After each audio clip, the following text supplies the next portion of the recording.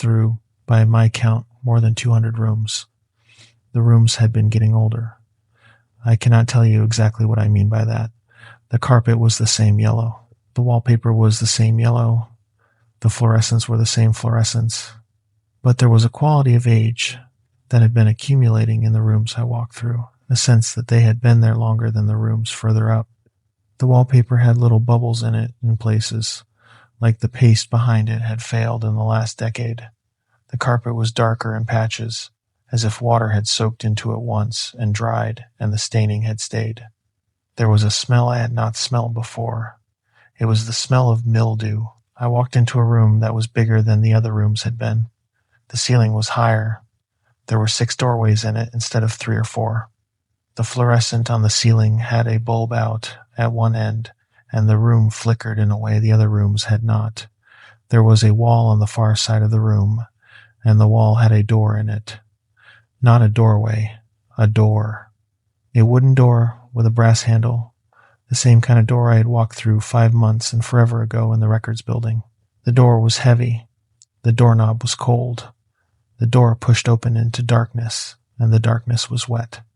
I do not mean the air was humid, though it was that too. I mean the darkness had water in it. I could hear it. There was a sound I had not heard in the yellow rooms, a sound that filled the open doorway, a sound like the inside of a swimming pool when the people had all gone home and only the filters were running. A soft hum of water moving, a faint slap of water against tile, the kind of sound you hear in a YMCA at 6 in the morning before anyone gets in the pool. I stood in that doorway for a long time. The yellow rooms were behind me. The cold, wet sound was in front of me. The watcher was somewhere I could not see. I held the hair tie in my pocket. I thought about my daughter and the way she had been when she was 4 and had learned to swim in my mother's backyard pool in Saratoga Springs, the summer before my mother died. I thought about the way Cora had been afraid of the deep end and the way she had stood at the edge of the shallow end and looked at the deep end as though something lived in it. I stepped through the door. The pool rooms, they were the most beautiful thing I have ever seen in my life, and I do not know if I will ever be able to explain that to anyone who has not seen them. I am going to try anyway. They went on forever. They were all tile. The floors were tile, and the walls were tile, and the ceilings were tile, the same white tile, the kind they used in public pools in the 1970s, with the dark grout that the chlorine fades over time. The ceilings were lower than they should have been for the size of the rooms. The pools were everywhere. They were every shape.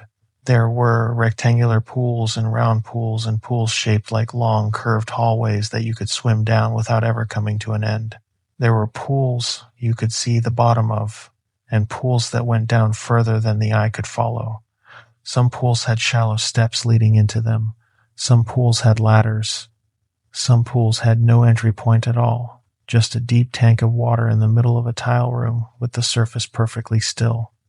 The water was clear, and it was blue. Not the blue of the sky, the blue of swimming pool tile under chlorinated water, that pale aquamarine blue that exists nowhere in nature, the color of a chemical that has been added to a chemical to make a third chemical we use because the original chemical was too plain. The light came from inside the pools. Each pool had a light at one end or under the surface or built into the wall, and the light was the wavering kind you get when light passes through moving water. And the wavering blue light bounced off the white tile of the walls and the ceilings, and the whole place rippled like the inside of a sun shaft cut through a glass of water. There was no fluorescent hum here. The hum was gone. The sound was the sound of water, of small currents, of the faint slap of a wave against the tile lip, of the plick of a single drop falling from somewhere onto a still surface. Sometimes a sound I could not place, a low pulsing thrum, like a filter system running far away. The acoustics of the place were the acoustics of an enormous indoor pool. Every sound reflected and softened until you could not tell what direction it came from. Every footfall I took on the wet tile echoed. The air smelled like chlorine and like nothing else. The tile under my boots was wet. I did not know if the water was warm or cold. I knelt down and touched the surface of the first pool I came to. The water was the temperature of bath water that has been sitting for an hour, not hot, not cold, the temperature you stop noticing in about a minute. I dipped my hand and the water moved around my fingers in slow, lazy spirals. I stood up. I walked through a doorway at the far end of that room. The doorway opened on another room with a different pool. The room beyond that had a pool the shape of a kidney bean. The room beyond that had no pool at all, just shallow water across the entire floor, an inch deep, that I waded through. The room beyond that opened on a long, curving hallway with a swimming pool channel running down the middle of the floor, and the water in the channel was deeper than the water on the floor of the previous room, and a different shade of blue. It went on. It kept going on. I walked the pool rooms for what felt like a long time. I did not feel the watcher anymore. I do not know if it had stayed in the yellow rooms or if it had simply lost interest. The pool rooms had a different feeling. They were not unfriendly. They did not feel hostile. They felt the way an empty cathedral feels when you walk into it in the middle of a weekday afternoon and there is no priest and no parishioner and no candle lit, only the smell of the stone and the cold of the air and the sense that the room was made by hands but is now waiting for something it cannot have. I started forgetting things in the pool rooms. I noticed it because I had been walking through a room with a particular kind of pool, a round one with a fountain in the middle that did not run, and I had been thinking about my mother, who had owned the small backyard pool in Saratoga Springs. I had been thinking about the summer Cora was 4, and the way Cora had learned to put her face in the water that summer, and I had been trying to remember what my mother had been wearing that day at the pool, the day Cora had put her face under for the first time, and come up sputtering, and then laughing, and then asking to do it again. My mother had been wearing a hat, I knew that. The hat had been a particular color. I had been trying to remember the color of the hat. The color was not there. I do not mean I could not remember. I mean the place in my mind where the color should have been was empty. I knew there had been a hat. I knew the hat had a color. The color itself, the specific shade, was gone the way a word is gone when you have it on the tip of your tongue and cannot pull it out. Except this was not on the tip of my tongue. This was simply not in my head anymore. It had been there my whole life, and now it was gone. I sat down on the tile by the round pool. I tried to think about other things. I tried to remember the color of my wedding ring. I knew the answer. The answer was right there. I tried to remember the middle name of my wife, who I had known for 16 years, who I had married 14 years ago in the basement of a Catholic church my mother had liked. I could not remember her middle name. I knew there was a middle name. I knew it started with an L. I had said it in our wedding vows. I had said it to a judge for our daughter's emergency contact form. I had said it to a doctor 12 times. I sat on the wet tile by the round pool in a place that did not have a name, and I sat there and I tried to pull my wife's middle name out of my head, and it was not there. I tried for a long time. I made myself breathe slow. I closed my eyes. I held the hair tie in my fist. After what I think was 20 minutes, the name came back. Louise. Her name was Beth Louise Carrick. I said it out loud to the tile. Beth Louise. I said it 3 times. I did not lose it again, but I had lost it for 20 minutes, and the 20 minutes were not getting given back. I stood up. I started walking. I did not want to stop again. But the forgetting did not stop. I felt other things going, not all at once, one at a time, slow, the way a slow leak in a tire does its work overnight. I tried, as I walked, to keep a running inventory in my head. Beth Louise Carrick, Cora Ann Carrick.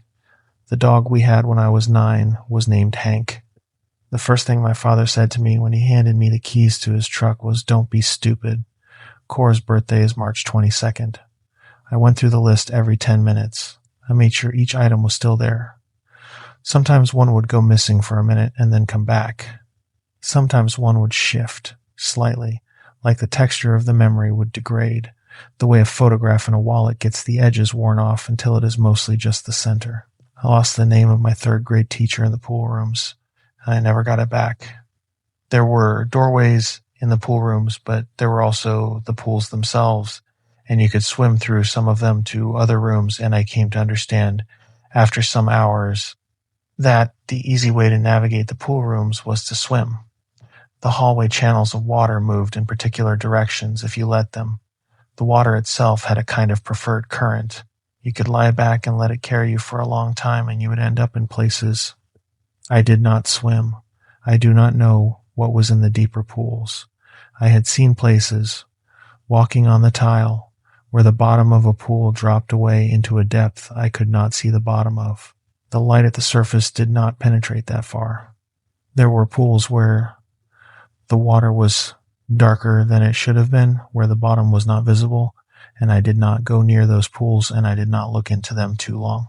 I felt a thing in the deeper pools. I felt it watching me. I do not mean a creature. I do not know if there was a creature. I do not know if anything physical existed in those depths.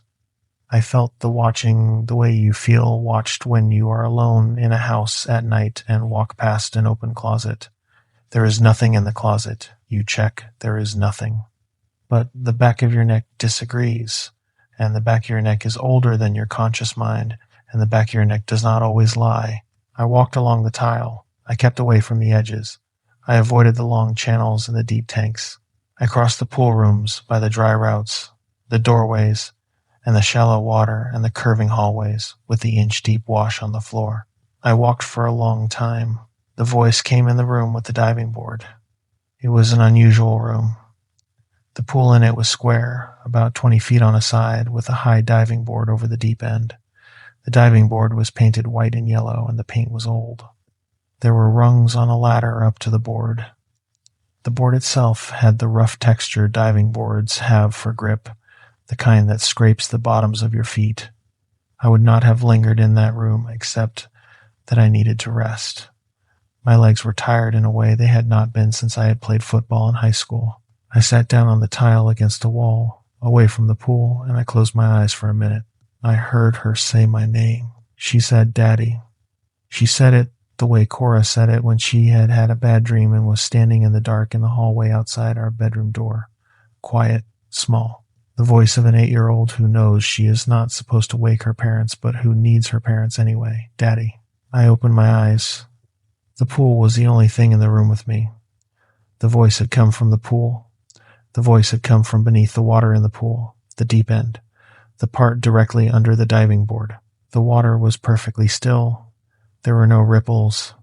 There was no bubble breaking the surface. I stood up. I walked to the edge of the pool. I looked down into it. The deep end was deeper than it should have been. The square pool, which, from where I had been sitting, looked like a normal high school pool, 15 feet deep at the most, was deeper than 15 feet. I could not see the bottom. The water was perfectly clear.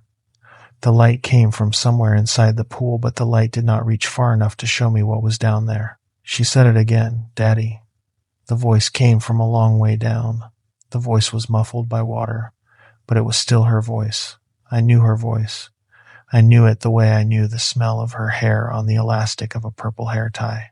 She said, "Daddy, can you come get me? I am down here. I am cold." I do not know how long I stood at the edge of that pool. It might have been a minute. It might have been an hour. The voice did not say anything else. It said, "Daddy," a few more times. That one word, sometimes with a question in it and sometimes without. I stood at the edge with the toes of my boots touching the tile lip, and I looked down into the water, and the water did not move.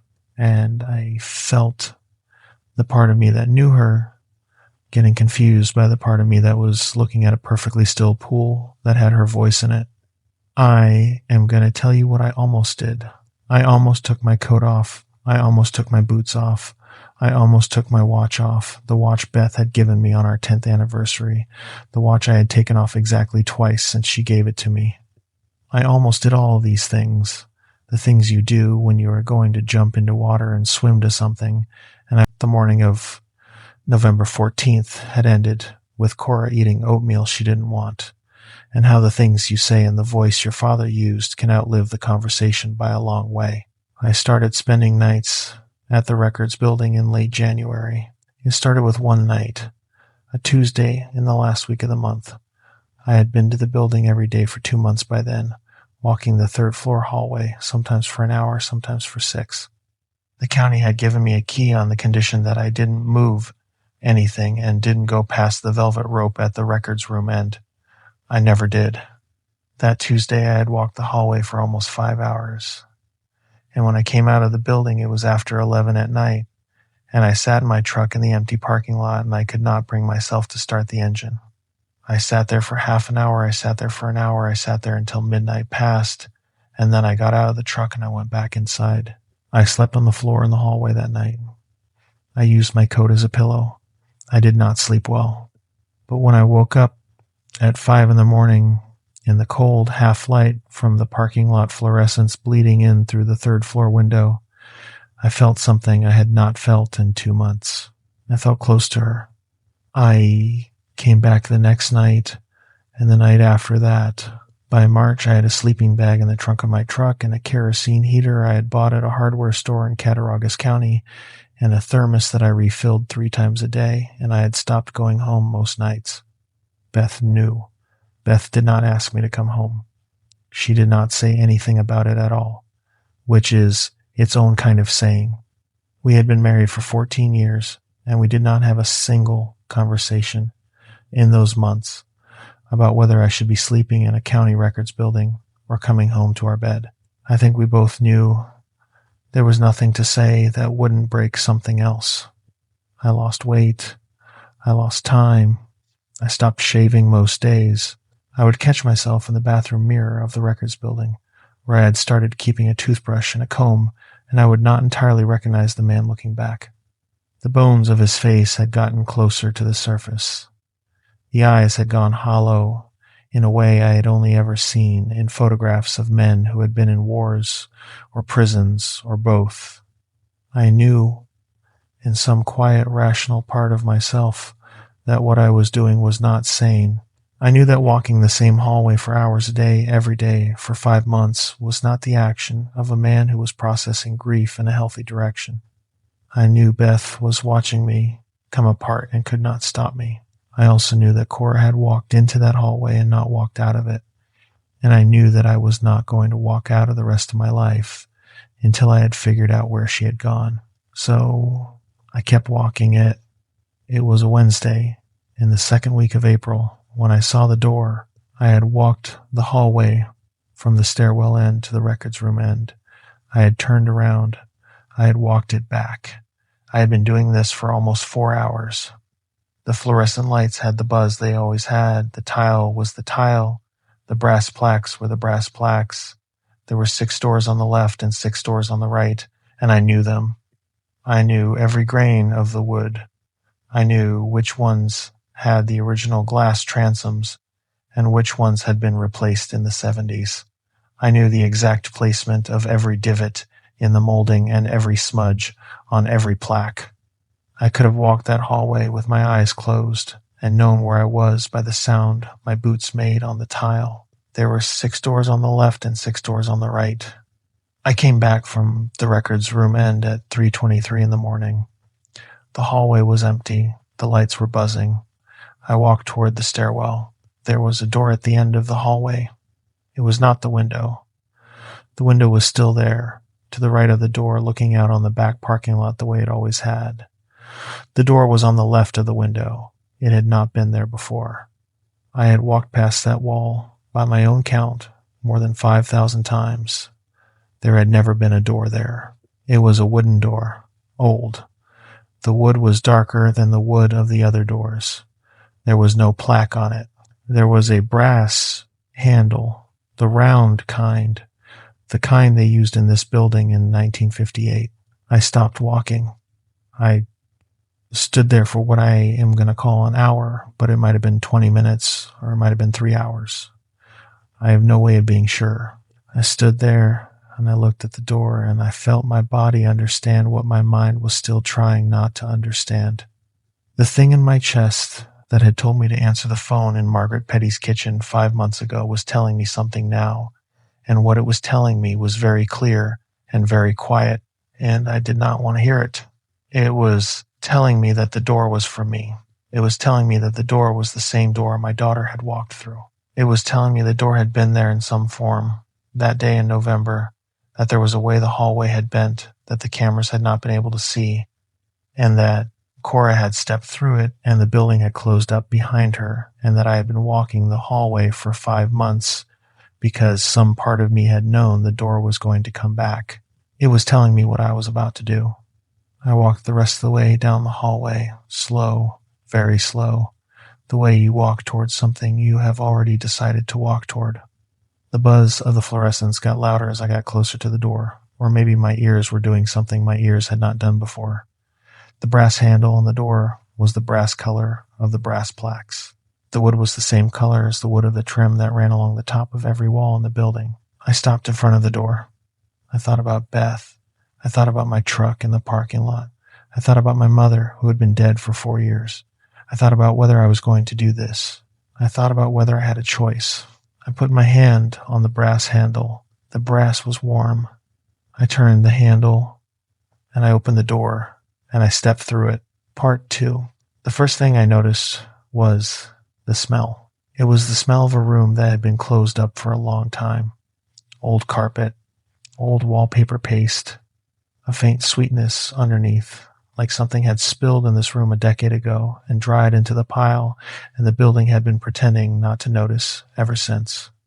It was the smell of a hotel room my grandmother had taken me to once when I was 7, a hotel in the Catskills that had gone out of business about a year later. The smell of a building that had stopped being lived in and had not yet decided what it was going to be next. The second thing I noticed was the light. It was yellow, not the warm yellow of a 60-watt bulb, the cold yellow of fluorescent tubes that needed to be replaced, the kind of yellow that has gone past white and into a sickly color that turns skin tones the wrong shade. The light came from a long fluorescent fixture on the ceiling, and the fixture buzzed, and the buzz was the same buzz the lights in the third-floor hallway of the records building had made for the last 5 months. The same exact buzz, same pitch, same wavering hum underneath. The third thing I noticed was that I was no longer in the records building. I had stepped through the door, and the door had closed behind me, and I was standing in a room that was not the records building, and the door behind me was no longer there. There was a wall where the door had been. The wall was papered in a yellow wallpaper, a slightly different shade of yellow from the wallpaper in the records building. The carpet under my boots was a deeper yellow, like mustard, like the yellow on the lid of a Golden's jar. The room was the size of a small office. There was no furniture. There were no windows. There was a doorway in the wall to my left, and a doorway in the wall to my right, and a third doorway in the wall directly across from where the door had been. None of the doorways had doors in them. They were just openings in the walls. I stood in the middle of that room for a long time. I did not move. I did not speak. I did not call out my daughter's name.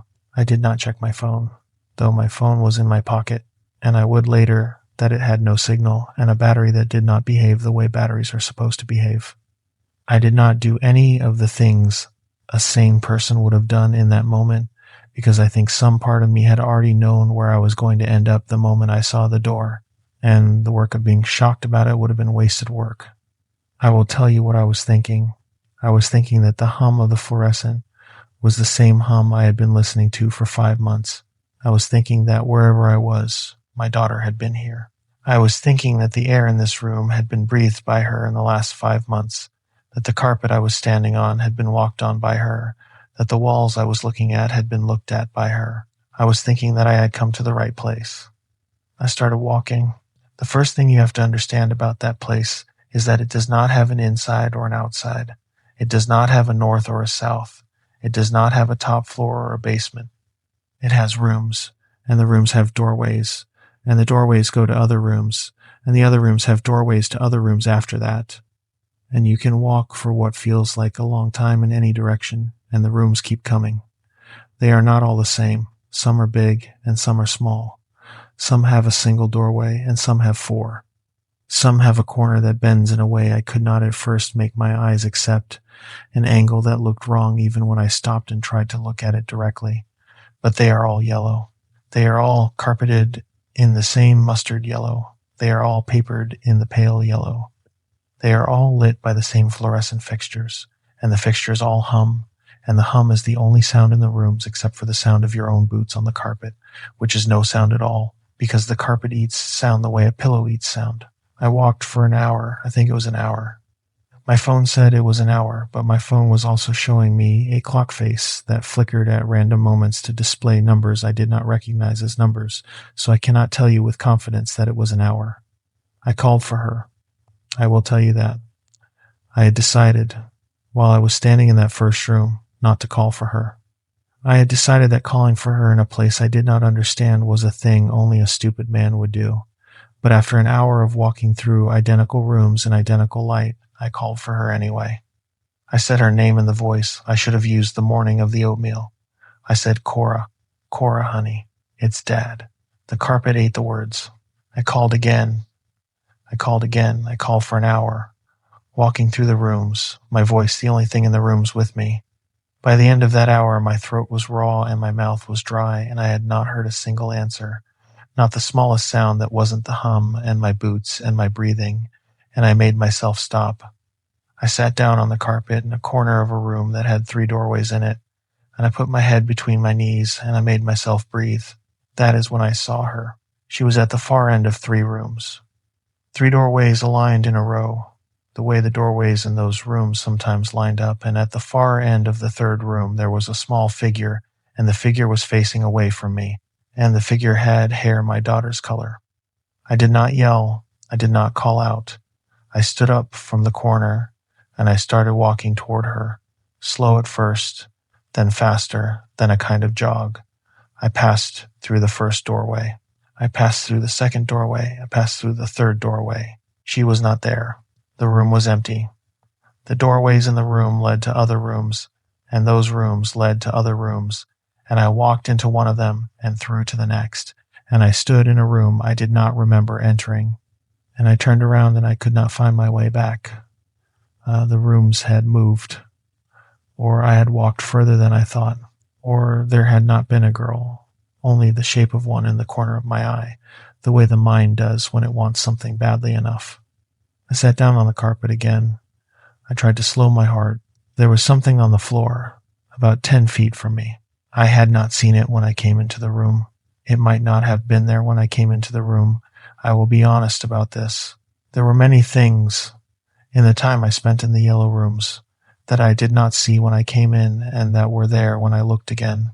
I do not know if they appeared or if I had not seen them. By the end, I had stopped trying to make the distinction.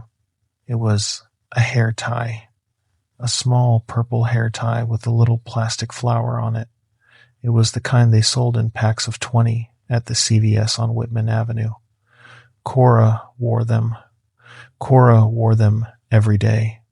She had 4 of them in her hair on most mornings, the way 3rd grade girls wear hair ties to please some logic that boys do not have access to, and the purple one with the flower was her favorite of the 4. I picked it up. It was the right hair tie. I knew the smell of her hair on the elastic. I knew the way the little flower had a corner of the petal worn off where she had chewed on it. I knew this hair tie the way I knew my own teeth. I had been picking these hair ties up off the bathroom counter in the back seat of my truck and the kitchen floor for 3 years. It had been on the floor of a room in a place that did not exist on any map. I put the hair tie in the inside pocket of my coat. I did this very slowly because my hands were shaking and I did not want to drop it. I zipped the pocket. I stood up. I started walking in the direction the hair tie had been pointing, which was the direction I had last been moving when I lost the figure of the girl. I would learn in time that the hair tie had not been pointing in any direction, that the hair tie was just a hair tie and had landed on the carpet however it had landed. But in the moment I needed it to be pointing somewhere, and so it was pointing somewhere, and I followed it. I walked for a long time after that. There is a thing the rooms did, and I am going to try to describe it, but I am not sure I will succeed because I am not sure the thing it did has a word in our language. The rooms changed. when I was not looking. I do not mean they changed shape. I do not mean the walls moved. I mean that the rooms I had walked through were not behind me when I turned around. The room I came from had a doorway in the left wall, and I would pass through into the next room, and when I turned around to look back at the room I had come from, the doorway was now in the right wall. Or it was on the wall that should have been the wall I had just walked through, but it was now in a different place. Or the room I had come from was no longer there at all, and there was just another room, the same as this one, with 3 doorways in it, and the carpet was wrong somehow, a darker shade of yellow, and I had not remembered the carpet being that color 2 minutes ago. This happened over and over. I stopped trying to map it after the first few hours. I had a small spiral notebook in my coat pocket that I kept for measurements on jobs, and I had started to draw a map of where I'd been, and after the 7th page I tore the pages out and crumpled them and put them in a different pocket and did not draw any more maps. There is something else from that day. I have not been sure whether to set it down, but I am going to. I started to feel watched, not in the first hour, not even in the second, but sometime in the long afternoon of that first day, walking through the rooms with the hair tie in my coat pocket, I started to feel that something was paying attention to me. The hum of the lights had a new quality to it. The corners of my eyes were doing something they had not done before. I would catch a movement at the edge of my vision and turn my head, and there would be nothing in the doorway, and I would walk for a while and the movement would come again, on the other side this time, and I would turn my head, and there would be nothing. The 4th or 5th time it happened, I stopped walking and stood very still and looked into the doorway where I thought I had seen the movement. The doorway opened onto a room with a single doorway on its far wall. There was nothing in the room. There was nothing in the doorway on the far wall. The fluorescent hummed. The yellow carpet did its yellow thing. Then, very slow, in the doorway on the far wall, a shape passed. It was not a person, exactly. It was a person shape. It was the shape a person makes when you see them through frosted glass or around a corner. There was a head, and there were shoulders, and there was an arm. The arm was very long. The arm was longer than an arm has any business being, but only a little, maybe 4 inches longer than it should have been. I have spent enough time on construction jobs to know what a human arm looks like, and the arm I saw was 4 or 5 inches off from human. The shape walked across the doorway. It did not look at me. It walked the way a man walks down a hallway when he is going somewhere on his lunch break and not paying attention to anything in particular. There was no menace in the walk. There was no hurry. Then it was gone. I stood in that room for a long time, looking at the doorway. The shape did not come back. I waited until I was sure it was gone. Then I walked very quietly to the doorway, and I looked through it, and I looked into the next room, and into the doorway on the next room's far wall, and there was no shape there. I turned around. I walked back the way I had come. I walked for about 3 minutes. The shape was in the doorway I had not been looking at. It was behind me now, the doorway I had just come through. It was standing in the doorway with its back to me, the way a person stands in a doorway when they are about to step through but have stopped for some reason, and the head was tilted, like the shape was listening for something.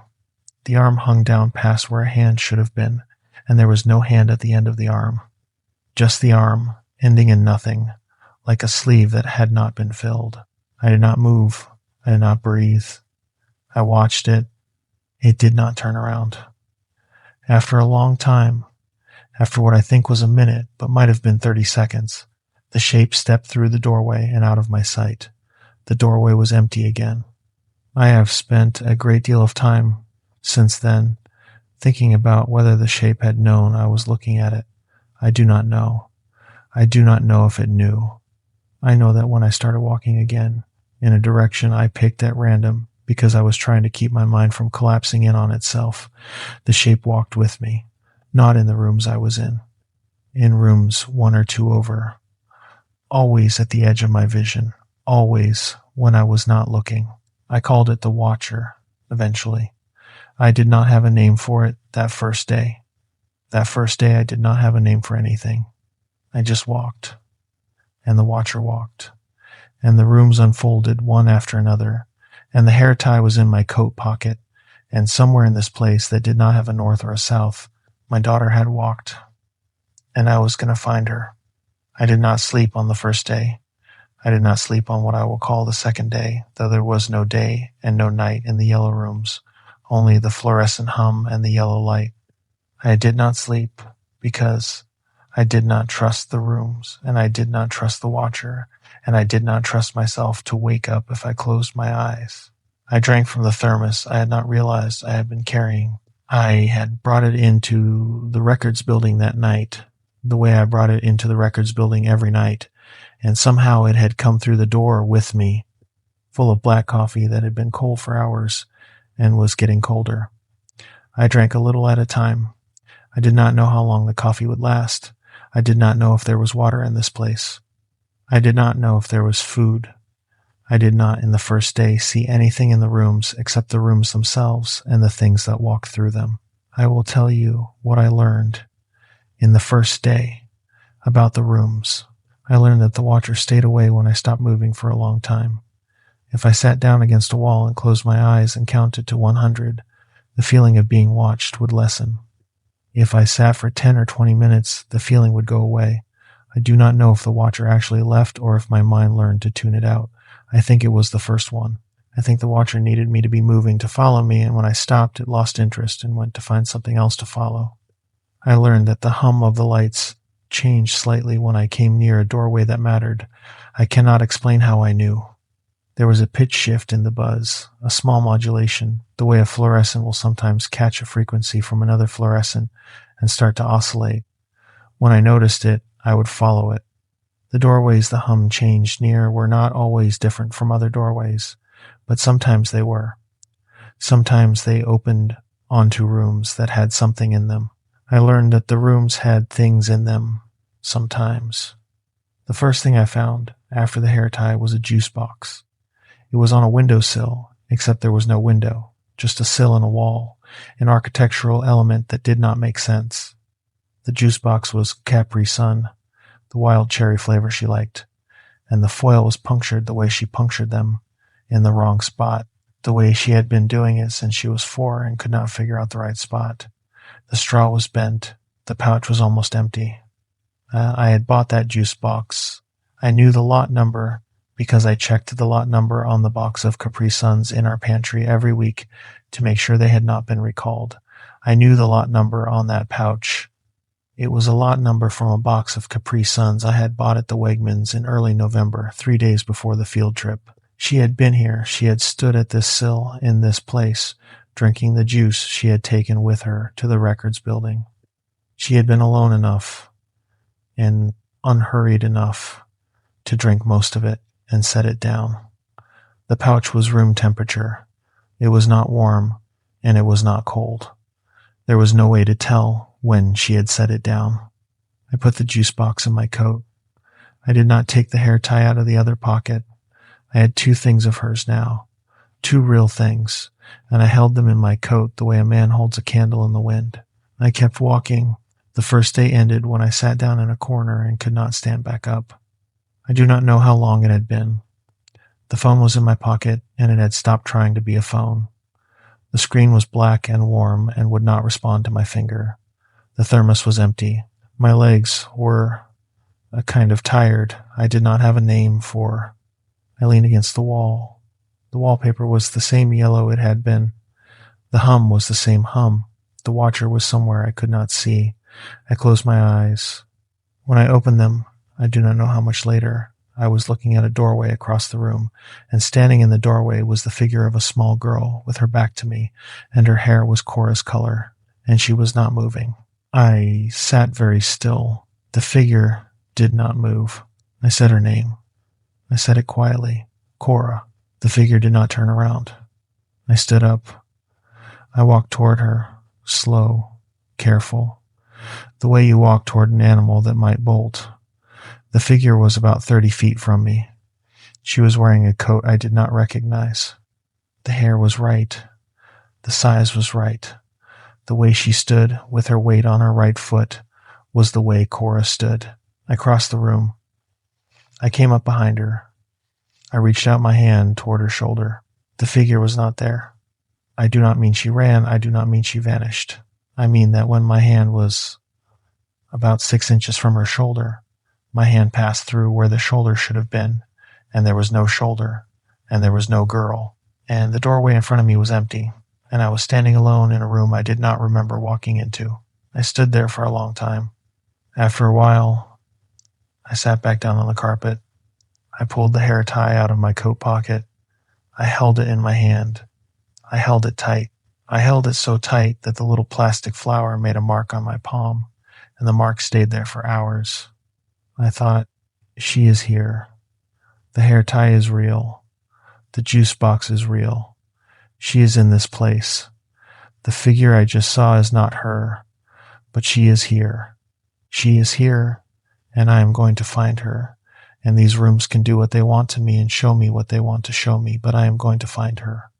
I think now that the figure I saw in the doorway was a thing the rooms made for me to see. I think the rooms were starting to learn what I wanted. I think they were testing the shape of what I would respond to. I do not think they had it right yet. The figure had been almost her. It had been very close. But the standing on the right foot was a little wrong, and the hair had been a little too long, and the coat had not been hers. And the part of me that knew her had known it was not her even before the hand had passed through. The rooms would get better. They had time. They had as much time as they wanted. I had a hair tie and a juice box and a daughter to find, and I had however much time I had. I stood up. I started walking again. The watcher walked with me. I do not know how long I was in the yellow rooms. I am going to try to give you something to anchor that to. Not because it matters, but because the not knowing is one of the things that does the worst to you in that place. I would say 2 days. I would say 3. I drank my thermos empty in the first stretch and went a long time after that without drinking, and I learned that there were taps in some of the rooms, in random places in the walls, single brass spigots like the kind you would find in an old garden shed, and water came out of them when you turned the handle, and the water was cold and tasted like nothing, and I drank from them when I had to. I learned that there were vending machines in some of the larger rooms. They were the wrong shape.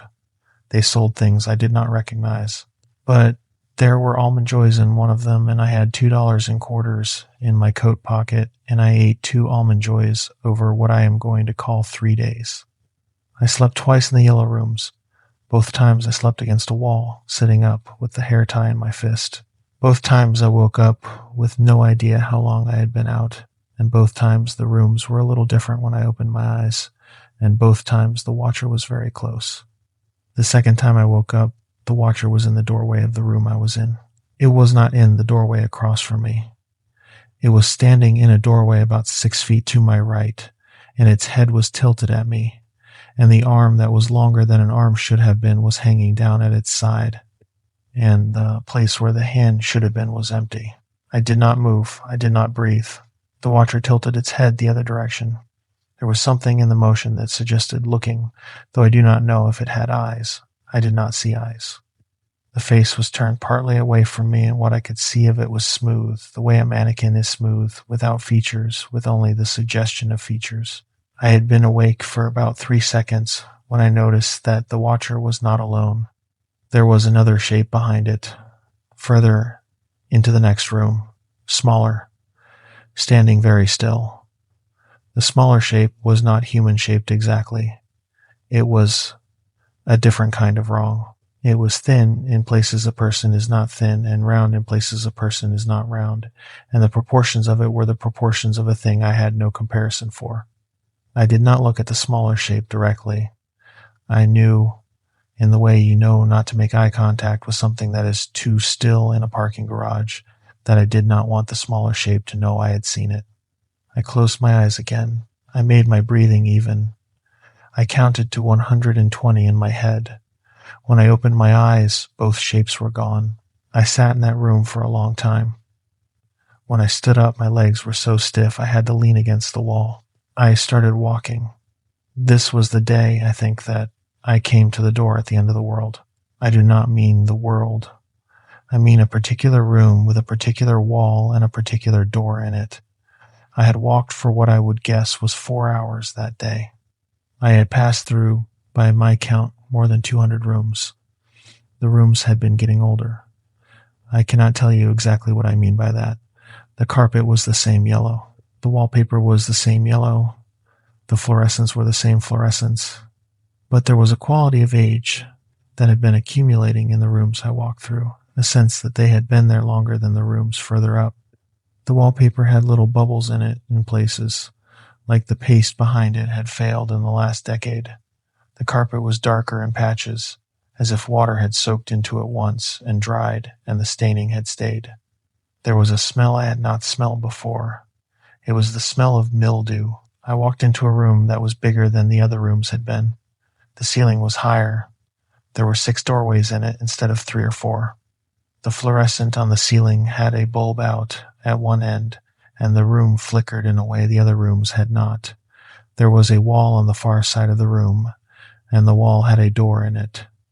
Not a doorway, a door. A wooden door with a brass handle, the same kind of door I had walked through 5 months and forever ago in the records building. The door was heavy. The doorknob was cold. The door pushed open into darkness, and the darkness was wet. I do not mean the air was humid, though it was that too. I mean the darkness had water in it. I could hear it. There was a sound I had not heard in the yellow rooms, a sound that filled the open doorway, a sound like the inside of a swimming pool when the people had all gone home and only the filters were running. A soft hum of water moving, a faint slap of water against tile, the kind of sound you hear in a YMCA at 6 in the morning before anyone gets in the pool. I stood in that doorway for a long time. The yellow rooms were behind me. The cold, wet sound was in front of me. The watcher was somewhere I could not see. I held the hair tie in my pocket. I thought about my daughter and the way she had been when she was 4 and had learned to swim in my mother's backyard pool in Saratoga Springs, the summer before my mother died.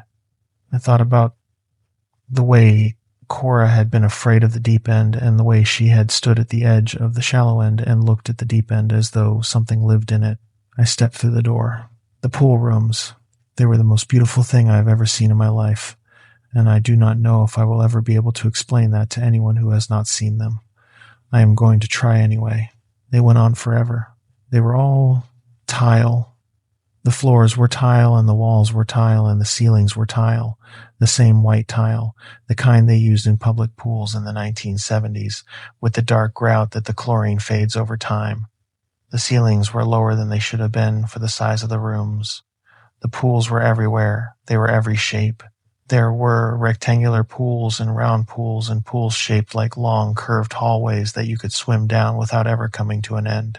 There were pools you could see the bottom of, and pools that went down further than the eye could follow.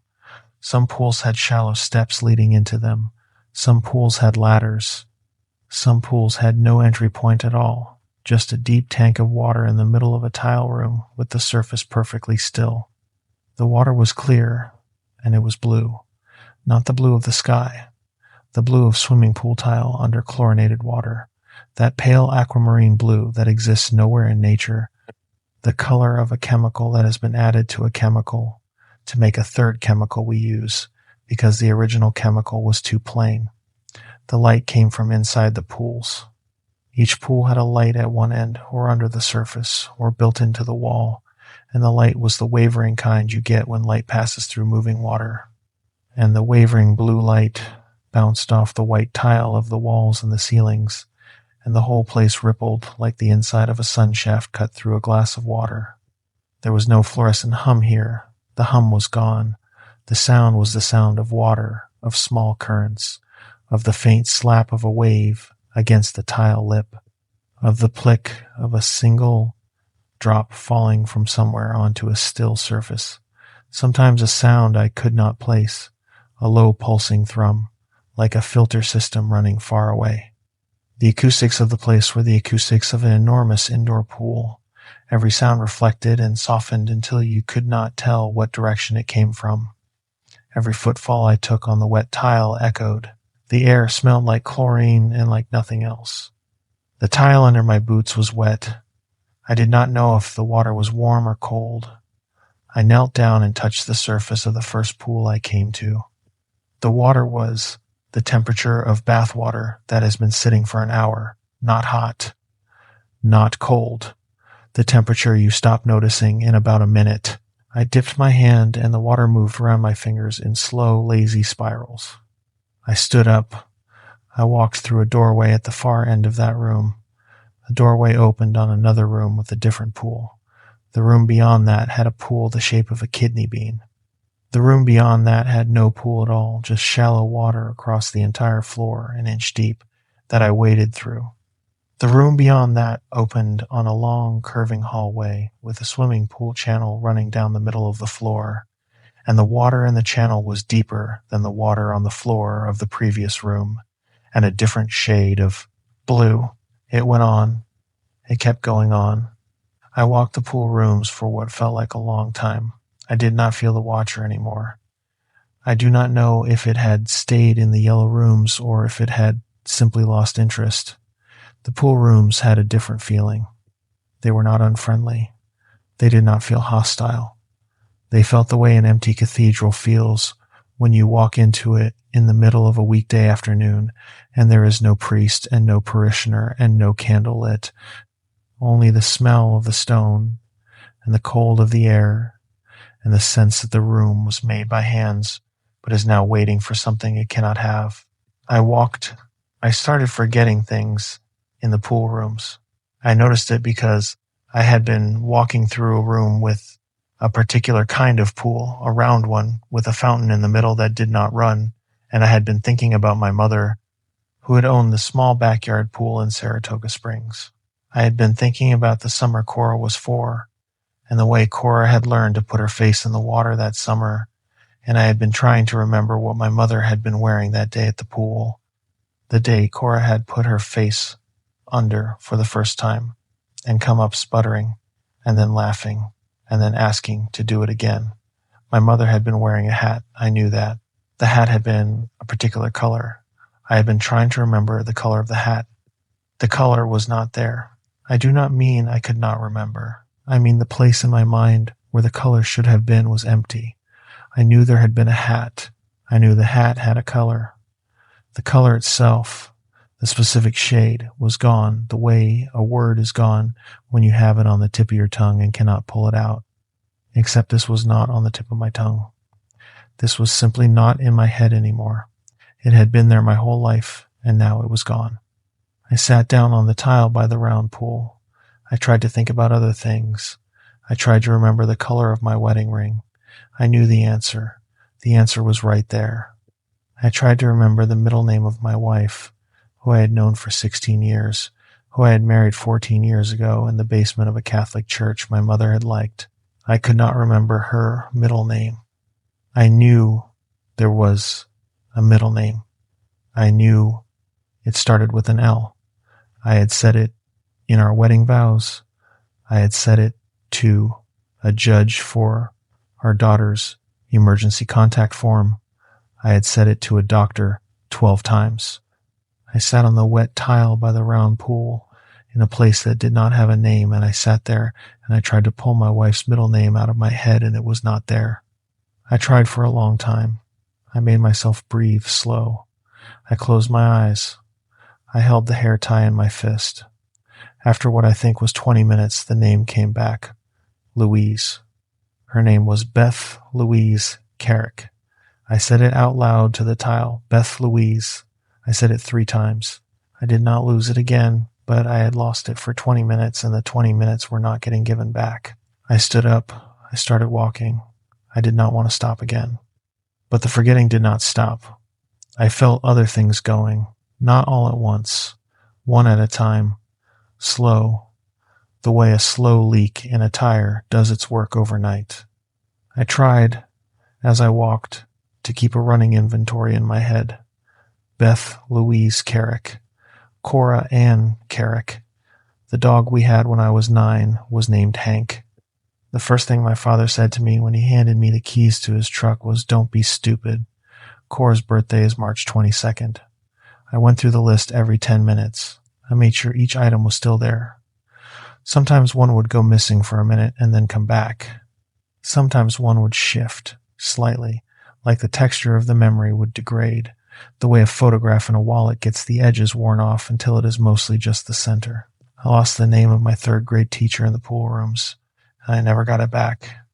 There were doorways in the pool rooms, but there were also the pools themselves, and you could swim through some of them to other rooms, and I came to understand, after some hours, that the easy way to navigate the pool rooms was to swim.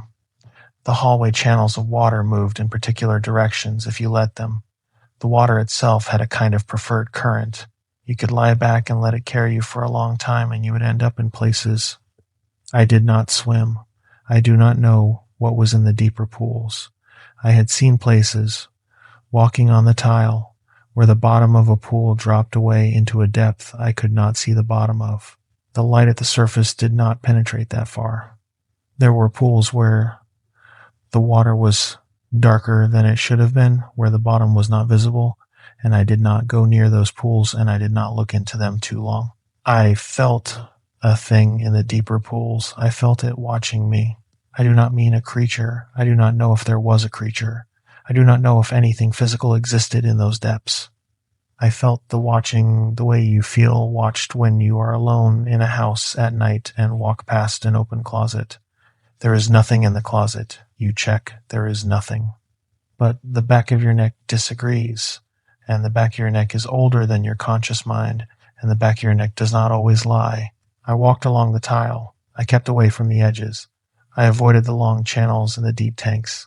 I crossed the pool rooms by the dry routes, the doorways, and the shallow water and the curving hallways with the inch-deep wash on the floor. I walked for a long time.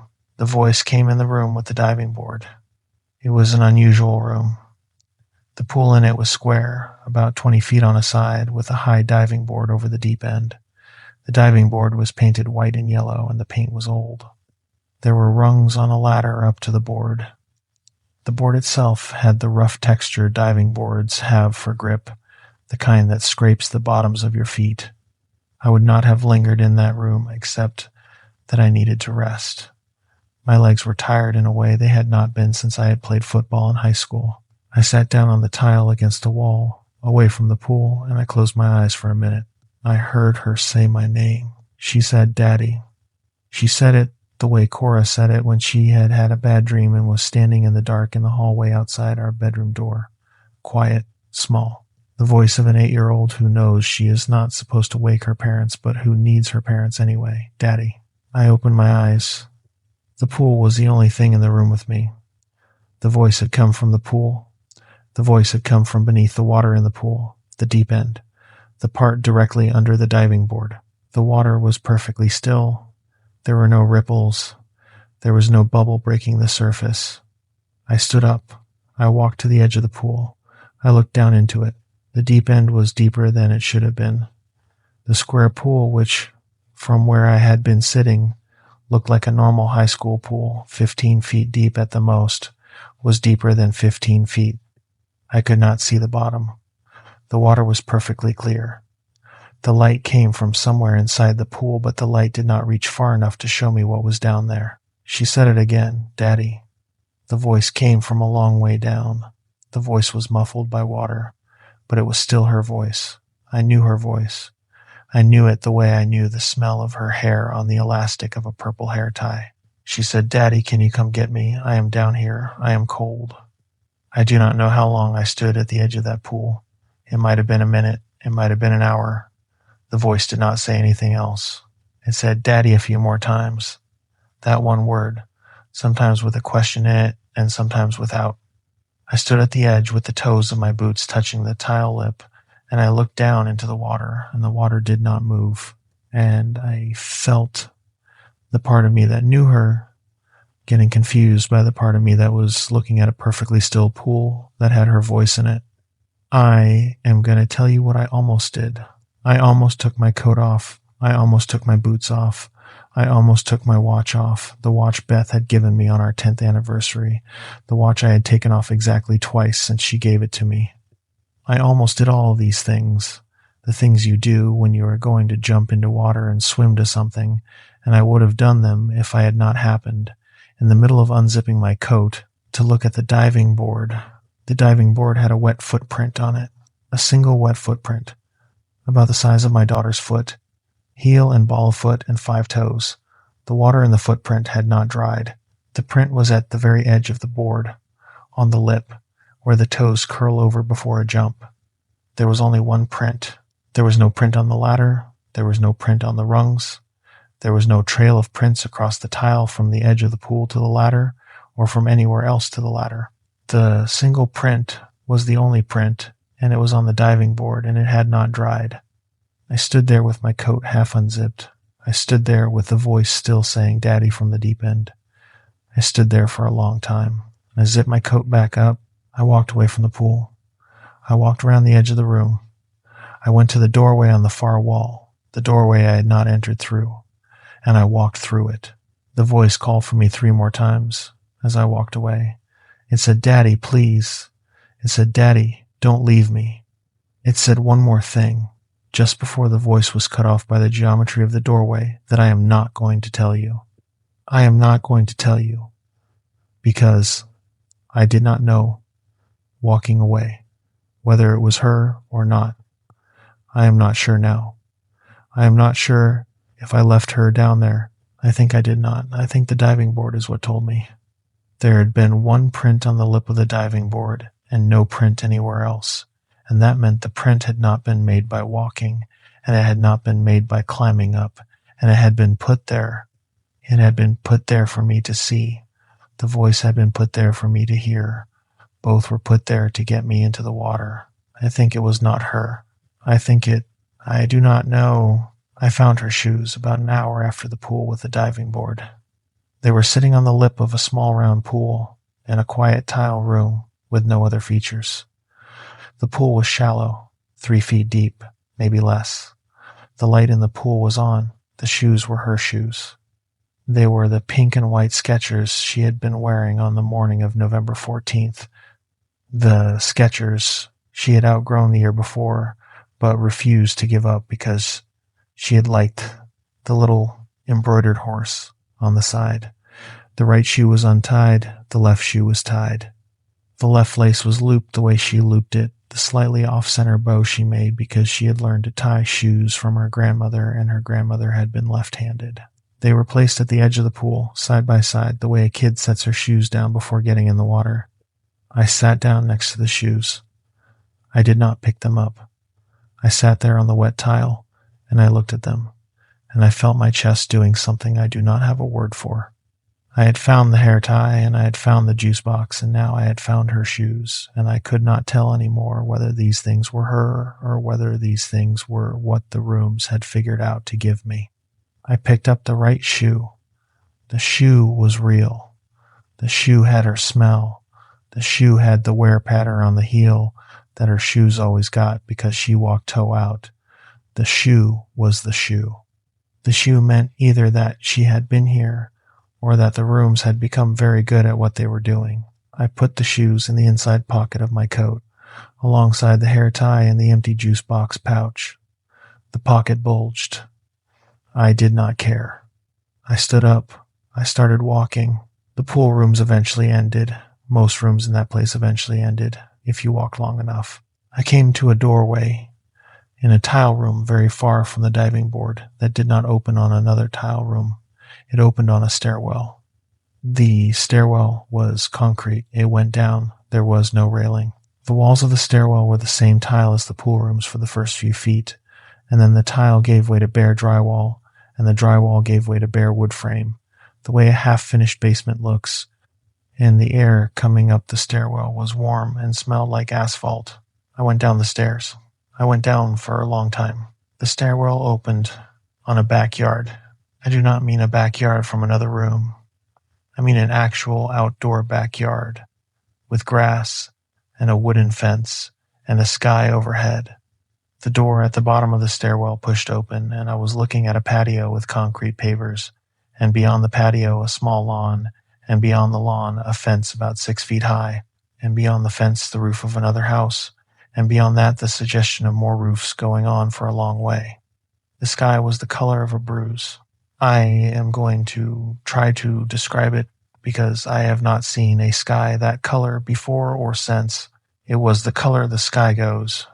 About 15 minutes after sunset, on a clear night in August, the long blue moment before the dark gets going, when there is still light in the air, but no sun anywhere you can find. Except this sky did not move. It did not get darker. It did not get lighter.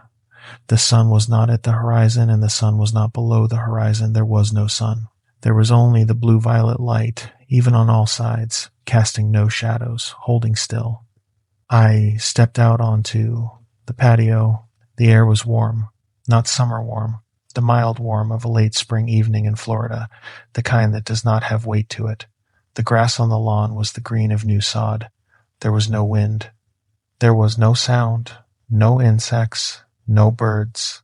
I closed the door behind me. The door was an aluminum slider, the kind you find on the back of a ranch house, with the screen tracks at the bottom. The door belonged to the house. The house was behind me. I turned around. It was a one-story house with vinyl siding the color of buttercream. There was a small concrete pad outside the slider where a barbecue would have been if anyone lived there. There was no barbecue. There were no chairs. The siding was the wrong shade for the lawn. The grass was too green for the siding. Everything in the yard was new in a way that does not happen to actual yards. I crossed the patio and walked to the side gate, which was an unfinished wood gate with a metal latch. The gate opened without a sound. I stepped through into the driveway. The driveway was concrete. The house had a 2-car garage. The garage door was closed. There was no car in the driveway. I walked down the driveway to the street. The street was empty. I looked left. The street ran straight, perfectly straight, for as far as I could see, lined with houses on both sides, each house separated from the next by about 30 feet of side yard. They were the same house. They were not similar houses. They were the same house, the same buttercream siding and the same gray roof, and the same 2-car garage with the door closed, and the same unfinished wood gate at the side of each house. The lawns were all the same green. The driveways were all empty.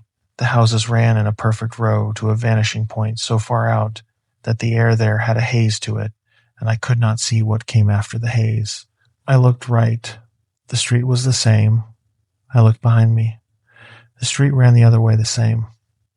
The intersections at the cross streets were not visible from where I was. The streetlights were on. They were the orange sodium kind, the kind they used to use on highways, casting cones of weak orange that did very little against the blue-violet sky. I stood in the driveway of a house that was identical to 50 houses on either side of it, and I started to laugh. I did not mean to laugh. The laugh came out of me before I had decided to let it out. It was a small, bitter laugh, and it sounded wrong in the dead air of that street, and I shut it off as soon as I noticed it was happening. I had no idea which way to go. I picked left. I started walking. I walked the suburbs for what I will call 3 days. I do not know how long it really was. The light did not change. There was no day and no night. The streets ran on and on, identical, with cross streets every 5th house, and at every cross street the new street looked exactly like the old street, with the same houses, and the same lawns, and the same orange streetlights, and the same blue-violet sky. I tried, at first, to look for variation. There was variation. Some houses had a slightly different paint trim around the front windows. Some houses had a tree in the front yard, where most did not. Some houses had a basketball hoop over the garage. The variations were small, but they were there, and after a few hours I could navigate by them, the way you navigate by particular billboards on a highway you do not know. But the variations did not repeat. I never came back to the same house twice, even though I tried, even though I marked a few houses by scratching the gate with my keys and walked away from them in a circle and tried to walk back. The houses moved when I was not looking. They were the same houses, but they did not come around again. The streets did not loop. They unrolled. There was no one in the houses. I learned this in the first hour. I walked up the front steps of the first house I passed, the one closest to where I had come out of the stairwell, and I knocked on the door. I knocked for a long time. Nothing answered. I tried the doorknob. The door was not locked. I opened it. There was no one inside. I do not mean the house was empty. The house was furnished. There was a couch and a coffee table in the living room. There was a television. There was a kitchen at the back of the house with an island and 3 bar stools and a refrigerator with a magnetic photo holder on it. The photo holder was empty. There was a clock on the wall of the kitchen, and the clock was not running. The hand sat at 4:18. I do not know what time it was, 4:18 of. There were no clothes in the closets. The bedrooms had beds in them, but the beds had no sheets. There were no books on any shelf. There were no pots in any cabinet. The house was a stage set. It had been built to look like the inside of a house, and it had not been built to be lived in. I checked 3 more houses. They were the same. Furniture in place. No personal items. The clock in every one of them sat at 4:18. I gave up on the houses. I walked the street. I started seeing the men around the time I lost count of the cross streets. The first one was very far away. I was walking down the middle of an empty street, and I saw a figure about 4 blocks ahead of me, walking in the same direction I was walking, going the same direction. He was a man. He was wearing a coat. He was walking at the same pace I was walking. He did not turn around. He did not slow down. I sped up. He sped up. I slowed down. He slowed down. Whatever the gap between us was when I first saw him, the gap stayed the same. After about 10 minutes, I gave up trying to catch him and just watched him walk. He turned a corner at the next cross street and was gone, and I came to that cross street and looked down it and did not see him anywhere. I kept walking. The second man was on the other side of the street, walking the other direction. I was walking left and he was walking right. I saw him from a distance of about a block. He was wearing a long coat. He was looking down at the sidewalk in front of his feet. He did not look up as we passed each other. He did not slow down. I did not slow down. I stopped after he had passed and turned around and watched him go. He walked at a steady pace and did not look back. He did not turn at the next cross street. He kept walking in a perfect line until the haze swallowed him. The third man was sitting on a curb. I almost missed him. He was sitting on the curb in front of one of the houses, his elbows on his knees, his head down. He was not moving. I would have walked past him if I had not happened to look to the right at the right moment. He was about 30 feet away from me when I saw him. I stopped. I called over to him. I said, "Hey, excuse me." He did not move. I walked toward him. I was careful. I did not know what was here. I had not seen anything in the suburbs that had behaved the way a person behaves, only the figures of men walking through. The man on the curb was sitting in the posture of a man waiting for something. The posture was very still. I came up to about 10 feet from him. I said it again, "Hey." He lifted his head. "I will tell you what I saw, and I will tell you what I felt, and then I will tell you what I did." He was me. He was not a man who looked like me. He was me, the same age, the same face, the same scar over my left eyebrow from when I had been hit by a baseball at 12. He was wearing the coat I was wearing. He was wearing the same work pants I was wearing. His boots were the same boots. The hair was a little longer than mine. The beard was a little more grown out than mine. The eyes were the eyes I had been seeing in the mirror of the records building bathroom for 5 months, the hollow eyes that did not entirely belong to my face. He looked at me. He did not look surprised. He did not look upset. He looked at me the way a man looks at another man who has been sitting on the bench next to him at a bus stop for an hour. The acknowledgement of a presence, nothing more. I said, "Hey." He looked at me. I said, "Are you? Have you been here long?" He looked at me. His mouth opened slightly. I think he was going to speak. I am not sure. He closed his mouth and he looked down at the sidewalk between his feet, and he did not look up again. He sat in the posture he had been sitting in before I had spoken to him, the elbows on the knees, the head down, the patient waiting of a man who has been doing nothing for so long that nothing has become his vocation. I stood there for a long time. I tried to say more things to him. I told him my name. I told him I was looking for my daughter. I told him that I had a hair tie and a juice box and a pair of pink and white Skechers in my coat pocket. And I told him that the rooms had a way of giving you things that were her and were not her. And I told him I did not know if he was a thing the rooms had made or if he was something else. And the whole time I was talking, he did not move and he did not look up. and he gave no indication that he was listening, except that once when I said the words, "I am looking for my daughter," he closed his eyes very slowly and did not open them again for what I counted as 9 seconds. I walked away from him eventually. I do not know what else I could have done. I looked back when I was about half a block down. He was still on the curb. He had not moved. After the man on the curb, I started seeing them everywhere. I do not mean they appeared in greater numbers. I mean I started noticing them. They had been there before. They were on every street. Sometimes I would walk past a house and see, through a side gate, a figure standing in the backyard, hands in pockets, looking up at the sky. Sometimes I would pass an open garage door and see, in the dark of the garage, a figure sitting on a milk crate against the back wall. Sometimes there were two figures sitting on the front steps of a house, neither of them speaking, both of them looking at the same point in the air a few feet in front of them. They were all men. They were all wearing coats. They were not all me. Some of them were older than me. Some of them were younger.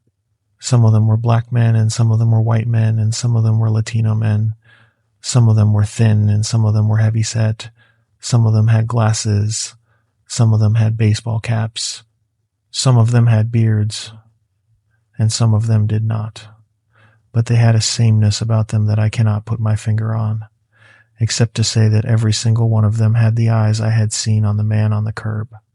The eyes I had seen on myself in the records building mirror, the hollow eyes of a man who has been looking for a child for a long time. I stopped trying to talk to them after the third or fourth. They did not respond. Most of them did not even acknowledge that I had spoken. A few of them lifted their heads when I addressed them, looked at me the way the first one had looked at me, and then looked back down or away. None of them ever spoke to me. I saw a man on what I think was my second day in the suburbs who was wearing my coat exactly. It was not a coat like mine, it was my coat. The right sleeve had the small tear at the wrist where I had caught it on a nail in Margaret Petty's basement 6 weeks before the field trip. The brown corduroy collar had a stain on the underside from when I had spilled coffee on it in my truck. The zipper had the little ring at the bottom where the pull had come off, and Beth had replaced it with a piece of fishing line 2 summers ago. The man wearing the coat was walking on the other side of the street. He was about my height. His hair was the same color. I could not see his face from that angle. I started to cross the street to him. I called out to him. I said, "Hey, that's my coat." He did not stop. He kept walking. I sped up. He sped up. I broke into a run. He did not break into a run, but the distance between us did not close. He stayed about 30 feet ahead of me, no matter how fast I went. And after about a block of this, I gave up running, and the moment I gave up running, he turned a corner at a cross street and was gone. I came to that cross street. I looked down it. He was not on it.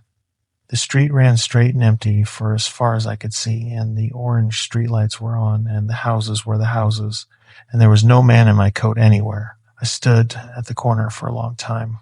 There was a man I saw in a backyard. It was that same day, I think, though I am not sure anymore.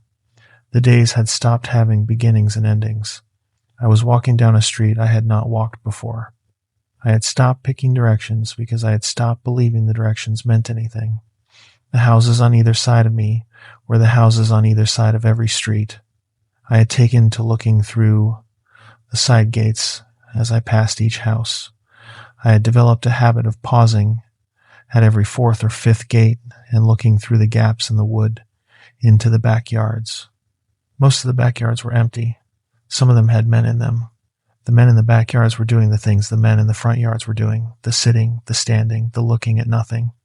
The backyard I came to was the 50-something backyard I had looked into that day. I had stopped counting around 20. I looked through the gap in the gate. There was a man in the yard. He was sitting in a lawn chair, an old aluminum one with the woven plastic webbing that had started to come apart on the seat.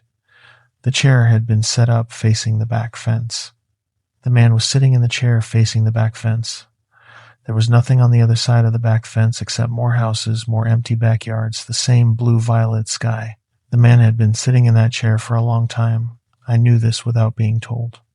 The grass under the chair was matted down in a perfect rectangle, the kind of mat you get when a piece of lawn furniture sits in one place for a season. The fabric of his coat had a color it should not have had, a faded color, the kind of color a coat goes when it has been left out in weather. The hair on the back of his head was thin, in a way that hair goes thin when it has not been washed or trimmed for many years. He was not moving. I watched him for a long time. I watched him to see if he would move. I watched him to see if he would shift in the chair or scratch his face or do any of the small involuntary things a person does over a span of minutes. He did not. His shoulders did not rise or fall with breathing. His hands rested on the armrests of the chair, palms down, and the hands had the stillness of hands that have not been used in a long time. The fingers were the wrong color. The fingertips were a shade of gray that fingers do not get when they are connected to a body that is still working. I do not know if he was alive. I do not know if any of the men in the suburbs were alive in the way I understood the word. I do not know if any of them ever became dead in the way I understood that word either. I think the men in the suburbs were doing neither thing. I think they were doing the thing the suburbs did to them. I pulled my eye away from the gap in the gate. I walked away. I did not look back. Another one. This one was a young man. I came up on him from behind, on the street. He was walking ahead of me. He was walking at a faster pace than most of the men in the suburbs walked. There was a purpose to his stride. His head was up. He was looking at the houses on either side of him as he walked, looking at them carefully, the way a man looks for a particular address. He was calling out a name as he walked. "Lucy, Lucy, baby. Lucy, where are you? Daddy is here." I caught up to him. I did not mean to catch up to him. I had been walking the same speed I had been walking, and the gap between us closed because he was younger and stopped sometimes to peer into a yard, and I came up to about 10 feet behind him without meaning to. He turned around. He looked at me. He had a face I had not seen in the suburbs before, the face of a man whose eyes had not gone all the way hollow yet, the face of a man whose mouth still moved when he saw another person. He looked at me with a small flash of hope, the kind I had not seen on any face in this place. He thought, for a moment, that I might be someone who could help him. Then he saw my face, and the recognition went out of his the way it goes out, and the hope went with it. He said, "Have you seen a little girl? About 6 years old. She was wearing a red coat. She has my hair." I said, "No, I haven't seen her." He said, "She came in here yesterday, the day before yesterday. I'm not sure. I've been looking. Have you heard anything? Has anyone said anything about her?" I said, "No." He said, "Are you looking for someone?" I said, "Yes."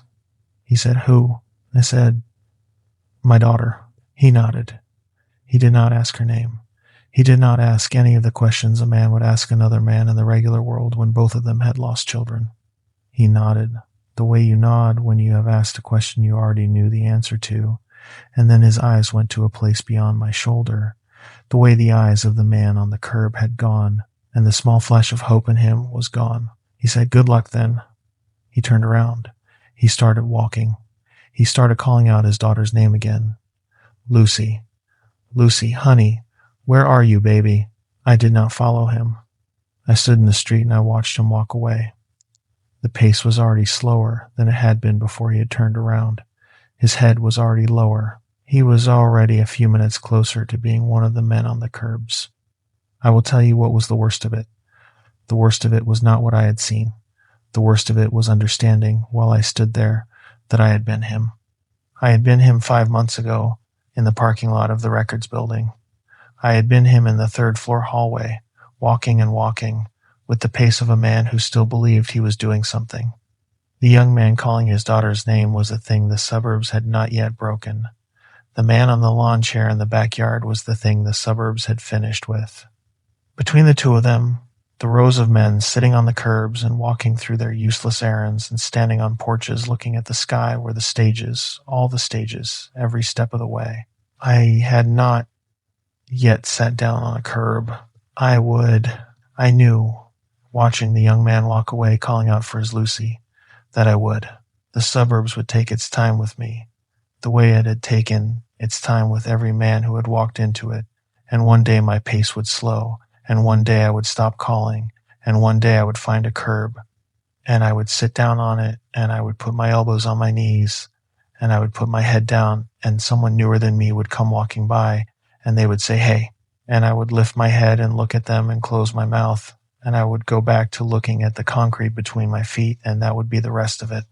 I would do this with my daughter's hair tie still in my coat pocket. I would do this with her juice box still in my coat pocket.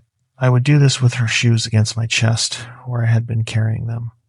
I would do all of it for nothing, because the suburbs did not have her in it. The hair tie and the juice box and the shoes had not been hers. They had been the suburbs giving me things to carry while it walked me toward a curb. I do not know how long I stood there. When I started walking again, I tried to walk fast. I tried to walk with purpose. I tried to walk the way the young man had been walking when I first saw him. I made my legs move quickly. I made my head come up.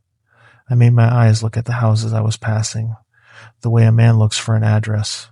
I made it about half a block before my legs slowed back down. I could not hold the pace. It was not the pace I had in me anymore. I had a slower pace now. I had the pace of a man who had been walking for a long time. I had the pace of a man who was 3 or 4 steps along the road. I had just watched the young man begin walking. I let myself walk that pace. I walked. I came to my house on what I think was the 3rd day. I had been walking the street I was on for about an hour. I had given up looking for variation in the houses. I had given up trying to count the cross streets. I had given up most things by that point. I was walking because to stop walking was to do what the men in the suburbs had done, which was to sit down on a curb and wait, and I was not ready to do that yet. The house came up on my right. It was buttercream siding, the same as the other houses. It was the same shape as the other houses. It had a 2-car garage with the door closed, the same as the other houses. But there was a tree in the front yard, a small maple, and the maple had a tire swing hanging from one of its branches. And the tire swing was the tire swing my father had hung in my front yard when Cora was 2 years old. I knew the tire swing. I knew the rope it was hanging from. The rope was yellow nylon with a worn-through spot near the top where it had rubbed on the branch. I knew the way my father had tied the knot.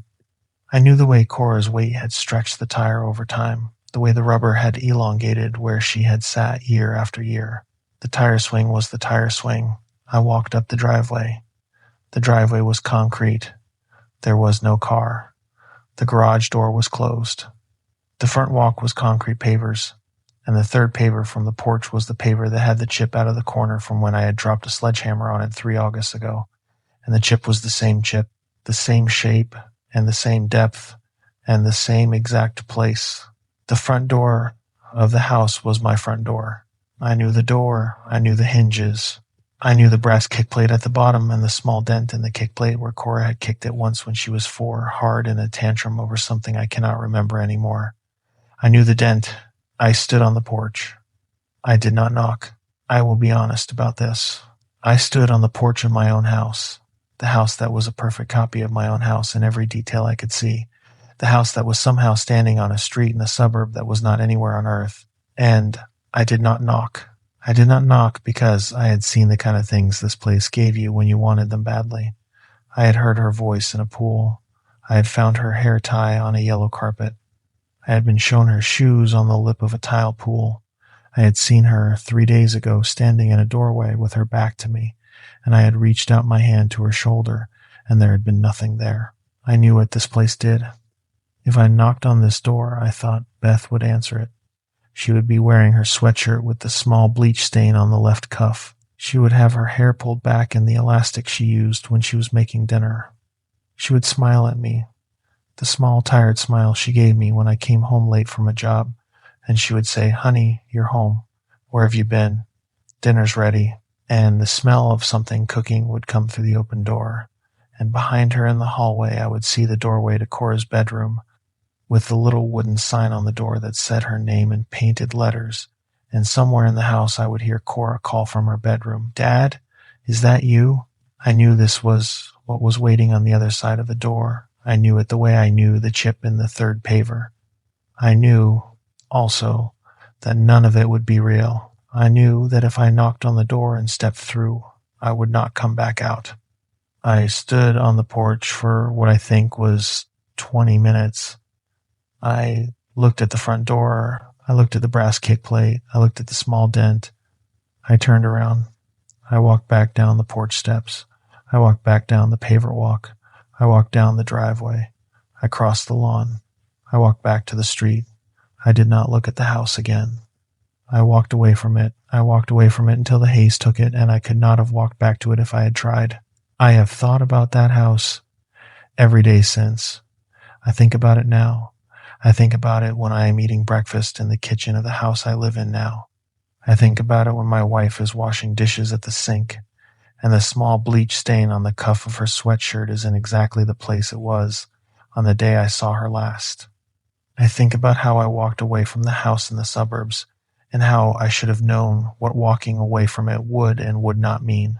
But I am getting ahead of myself. The breadcrumb came in the suburbs the way the breadcrumbs had come everywhere else. I had been walking for what I think was 4 hours after the house with a tire swing. I was walking down the middle of a street I had walked down before, in the sense that I had walked down a street that was like this one, although I had not walked down this exact one before, because no exact street ever came around twice. The streetlights were on. The houses ran on either side. I saw it from about a block away. A small splash of color on a porch. I walked toward it. It was Cora's coat. It was the puffy purple winter coat she had been wearing on the morning of November 14th. The coat we had bought at the Burlington in September, 2 months before the field trip. The coat she had picked herself because the lining had glitter in it. The coat was draped over the railing of the front porch of one of the houses, the way you drape a coat over a railing when you have come back from a walk and have stopped being cold. I went up to the porch. I picked up the coat. The coat smelled like her. I do not know how to describe what my daughter smelled like. I do not think most parents could describe what their kid smells like to a person who has not smelled it. It is a particular thing. It was on the coat. The collar had the smell strongest. It was the smell I had pressed my face into 100 times in the last 3 years, when she was being good or when she was not being good or when there was nothing in particular happening. I held the coat against my chest. I did not put it on. It was too small. I held it the way you hold a thing you do not want to be holding for the reason you are holding it. The coat had not been here long. The fabric was warm, not body warm. The warm of a coat that has been sitting in mild sunlight, or the warm of a coat that has been worn very recently and set down. The smell was still strong. She had been here recently. I looked around. The street was empty. The houses were the same houses. The streetlights were on. There was no one in the windows, no movement anywhere. I called her name. The houses did not echo back. The suburbs ate the sound the way the yellow rooms had eaten the sound, except differently, the way an outdoor space eats sound, with no walls to bounce it off. I called again. There was no answer. I held the coat. I started walking in the direction the porch had been pointing. The porch had not been pointing in any direction, but I had to pick a direction, and the front of the porch had faced the street. So I walked across the street, and down the cross street that was directly across from the porch.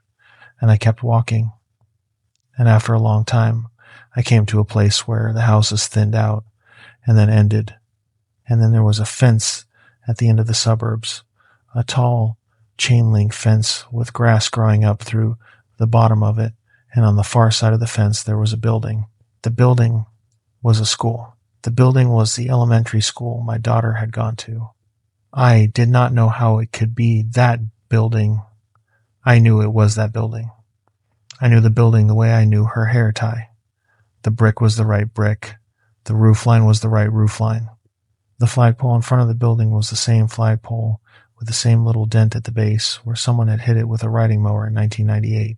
The sign on the front of the building said Whitman Elementary in the same letters it had always said it in.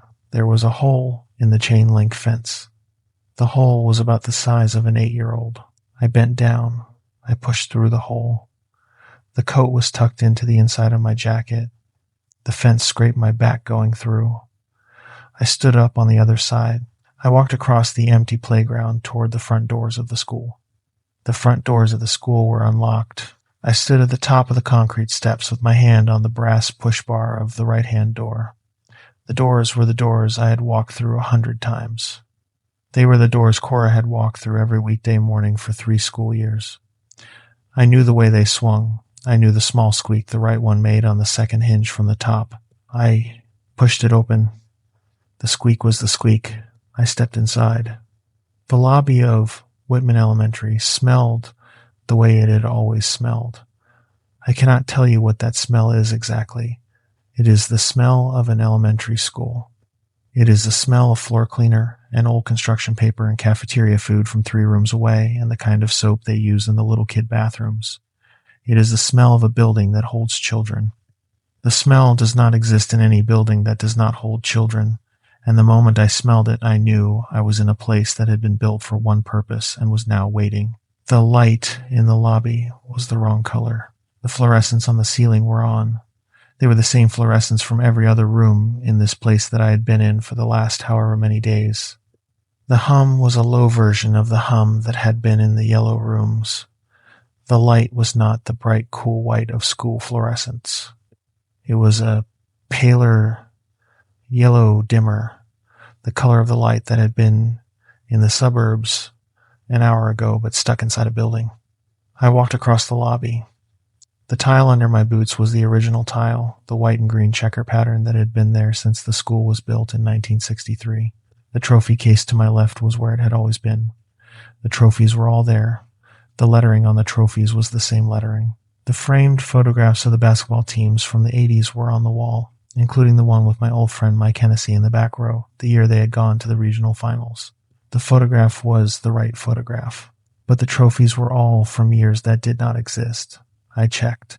The dates on the trophies were the dates the trophies had been won, except the dates were arranged in an order that did not match any year I had lived through. The basketball team from 1987 was hung above the soccer team from 1912. The cross-country team from 2014 was next to a debate team trophy with the year 47 engraved on it. Just 47. No century, no 19, and no 20. I stopped looking at the trophies. I started walking toward the 3rd grade hallway. I knew the way. I had been in the school more times than I could count, for parent-teacher conferences and recitals and the time Cora had thrown up in the lunch line and they had called me to come get her. The 3rd grade hall was on the left, past the main office. The main office door was open. The lights in the office were on. I looked in as I went past. The office was empty. The desks were where they had been. There were papers on the desks. The papers were blank. The principal's door at the back of the office was closed. I kept walking.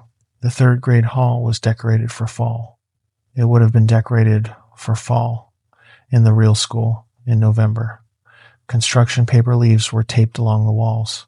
The student artwork from the bulletin board was the artwork from October. The artwork was the artwork from October. I knew the artwork. I had seen it at parent-teacher night. I knew which drawings were Cora's, and they were here, in this hallway, taped to the corkboard the way they had been in November. Cora's drawing of her family was the 3rd one from the left on the lower row. I stood in front of it. I looked at it. There was Beth, in the green sweater she wore around the house. There was Cora, drawn smaller because she had drawn herself the size she was. There was me, with my beard, which she had drawn longer than my actual beard because she thought my beard should be longer. We were standing on green grass with a blue sky and a yellow sun and a small dog at our feet, even though we did not have a dog. Cora had been campaigning for a dog. She had drawn one into the family portrait as a kind of formal petition. The drawing was right, except I stepped closer to it. I looked at the figures more carefully. The figure of me was the figure of me. The figure of Beth was the figure of Beth. The figure of Cora was the figure of Cora. The dog was the dog. There were 4 figures and 1 dog. That had been the drawing. There were 5 figures in the drawing now. The 5th figure was standing slightly behind the figure of me, just over my right shoulder, the way a person stands behind another person to be in the same photograph. The figure was tall. It was thin in the way an arm had been thin in the yellow rooms, the same wrongness in the proportions. The face was not drawn. There was a circle for the head, and there were no features in the circle. The figure was holding one of my hands. Not the hand on the side facing Beth and Cora, the hand on the far side, the hand on the side of the page that was facing away from the family.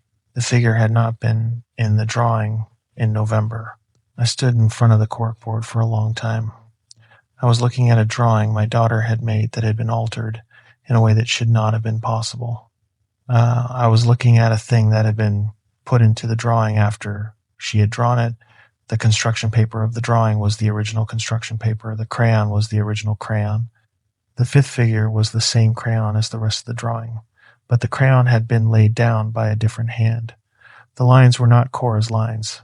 The lines were almost Cora's lines. They had her looseness, her way of pressing too hard on the curves and too soft on the straights. But the proportions were wrong, in the way the proportions of the fifth figure were wrong. The hand that had drawn the fifth figure had been trying to imitate Cora's drawing. It had not quite succeeded. I took the drawing off the corkboard. I folded it in half. I put it in the inside pocket of my coat, with the hair tie and the juice box pouch and the shoes and the small wad of her purple coat that was crushed against my chest. I walked down the third grade hall. Her classroom was the second door on the right, room 311. The door was open. I stopped in the doorway. The classroom was the way it had been in October when I had been there for parent-teacher night. The desks were arranged in clusters of 4. The whiteboard at the front of the room had the spelling words for the week written on it in red marker. Aquarium, biscuit, cellar, district, energy. The seasonal corner at the back was set up for autumn, with the paper scarecrow Mrs. Halverson put up every year, the one that had been there since I was in this elementary school in the 1980s. There was a girl sitting at the desk in the back corner. She had her back to me. She had brown hair pulled into a short ponytail. She was wearing a shirt I recognized. It was the shirt with the little ducks on it that Cora had been wearing on Wednesday before the field trip, the shirt Beth had washed and put away in her drawer that night, the shirt that had still been in her dresser when I last left our house. She was facing the wall. She was very still. I did not speak. I did not move. I stood in the doorway, and I looked at her, and I felt the thing in my chest doing what it had done in Margaret Petty's kitchen and at the door in the records building, and I knew what was about to happen, and I knew I was going to let it happen. I said her name. I said Cora. She turned around in her chair. She looked at me. She said, "Daddy," and her voice was her voice, and her face was her face. And she pushed back from the desk, and she stood up, and she said, "Daddy," again, the way she had said it the night she had stayed up later than her bedtime and come into our room because she had been scared by the thunder, and she ran across the room to me. I caught her. I picked her up. She wrapped her arms around my neck and her legs around my waist, and she pressed her face into the side of my neck, and she said, "Daddy, Daddy, I missed you. Where were you? Why didn't you come?" And her voice was hot, and it was wet against my neck, where her tears were running. I held her. I will tell you what I felt. I felt the thing every father has felt, the thing that does not have a word in our language, the thing that arrives in your chest the moment you put your hands on your child and confirm she is real and she is whole and she is here. I felt it. It went through me like a current. I felt my legs give a little, and I felt my eyes stop working the way they had been working, and I felt my voice come out of me saying her name, over and over. "Cora, baby, baby, Cora, I'm here, I'm here." She was light. I noticed it. I noticed it the way you notice a thing at the very edge of your awareness when your conscious mind is doing other things. She was lighter than she should have been. She was 8 years old. She had been about 62 pounds the last time I had picked her up, the morning of the field trip, when she had been groggy at 4 a.m. because we had to leave early for the bus, and I had carried her from her bedroom to the bathroom, and she had been heavy in my arms the way an 8-year-old is heavy. She was lighter now. She was maybe 40 pounds. She was about the weight of a 4-year-old, even though she was the size of an 8-year-old. I noticed it. I noticed it, and the part of me that knew her noticed it, and a small alarm went off in some quiet part of my head, the same part that had said answer it about my phone in November. The alarm said something is wrong. I told the alarm to be quiet. I told it to be quiet because she was in my arms and she had said daddy and she was crying into my neck and she smelled like her, almost exactly like her, only slightly off. The smell of a child who had not bathed in a long time, which would have been right given how long it had been. The smell could be right. The weight could be wrong because she had not eaten in 5 months, because there had not been food in this place. The weight could be right. I told the alarm to be quiet, and I held my daughter, and I told her I was here, and I told her I was sorry, and I told her I was going to take her home. She did not ask about her mother. This was the first thing. I noticed it as I set her down. I knelt in front of her, and I held her by the shoulders, and I looked at her face, and her face was her face, the small dimple on the left side of her mouth, the eyebrow she had inherited from her grandmother on Beth's side, the chip in her front tooth she had gotten falling off her scooter when she was 6. I said, "Honey, are you all right? Are you hurt? Are you hungry?" She shook her head. She was crying still, big quiet tears. She said, "I'm okay, Daddy. I just want to go home." I said, "Are you sure you're not hurt anywhere?" She nodded. I said, "How long have you been here? Do you know?" She said, "I don't know, Daddy. A long time." I said, "Have you been alone?" She said, "Mostly. Sometimes there were other people, but they didn't talk to me. They just walked." "Are you here to take me home?" I said, "Yes. Yes, baby. I am going to take you home. Mommy is going to be so happy. Mommy has been so worried about you, Cora. She has been waiting for you." She said, "Okay, Daddy." She did not say, "Where is Mommy?" She did not say, "I want to see Mommy." She did not say, "Is Mommy coming?" The mention of her mother went past her without leaving a mark.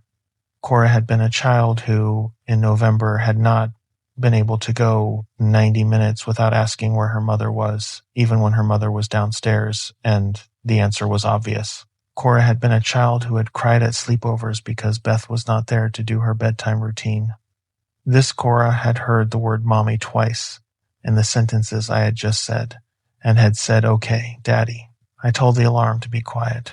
I said, "Do you know how to get out of here?" She nodded. She said, "I know the way out."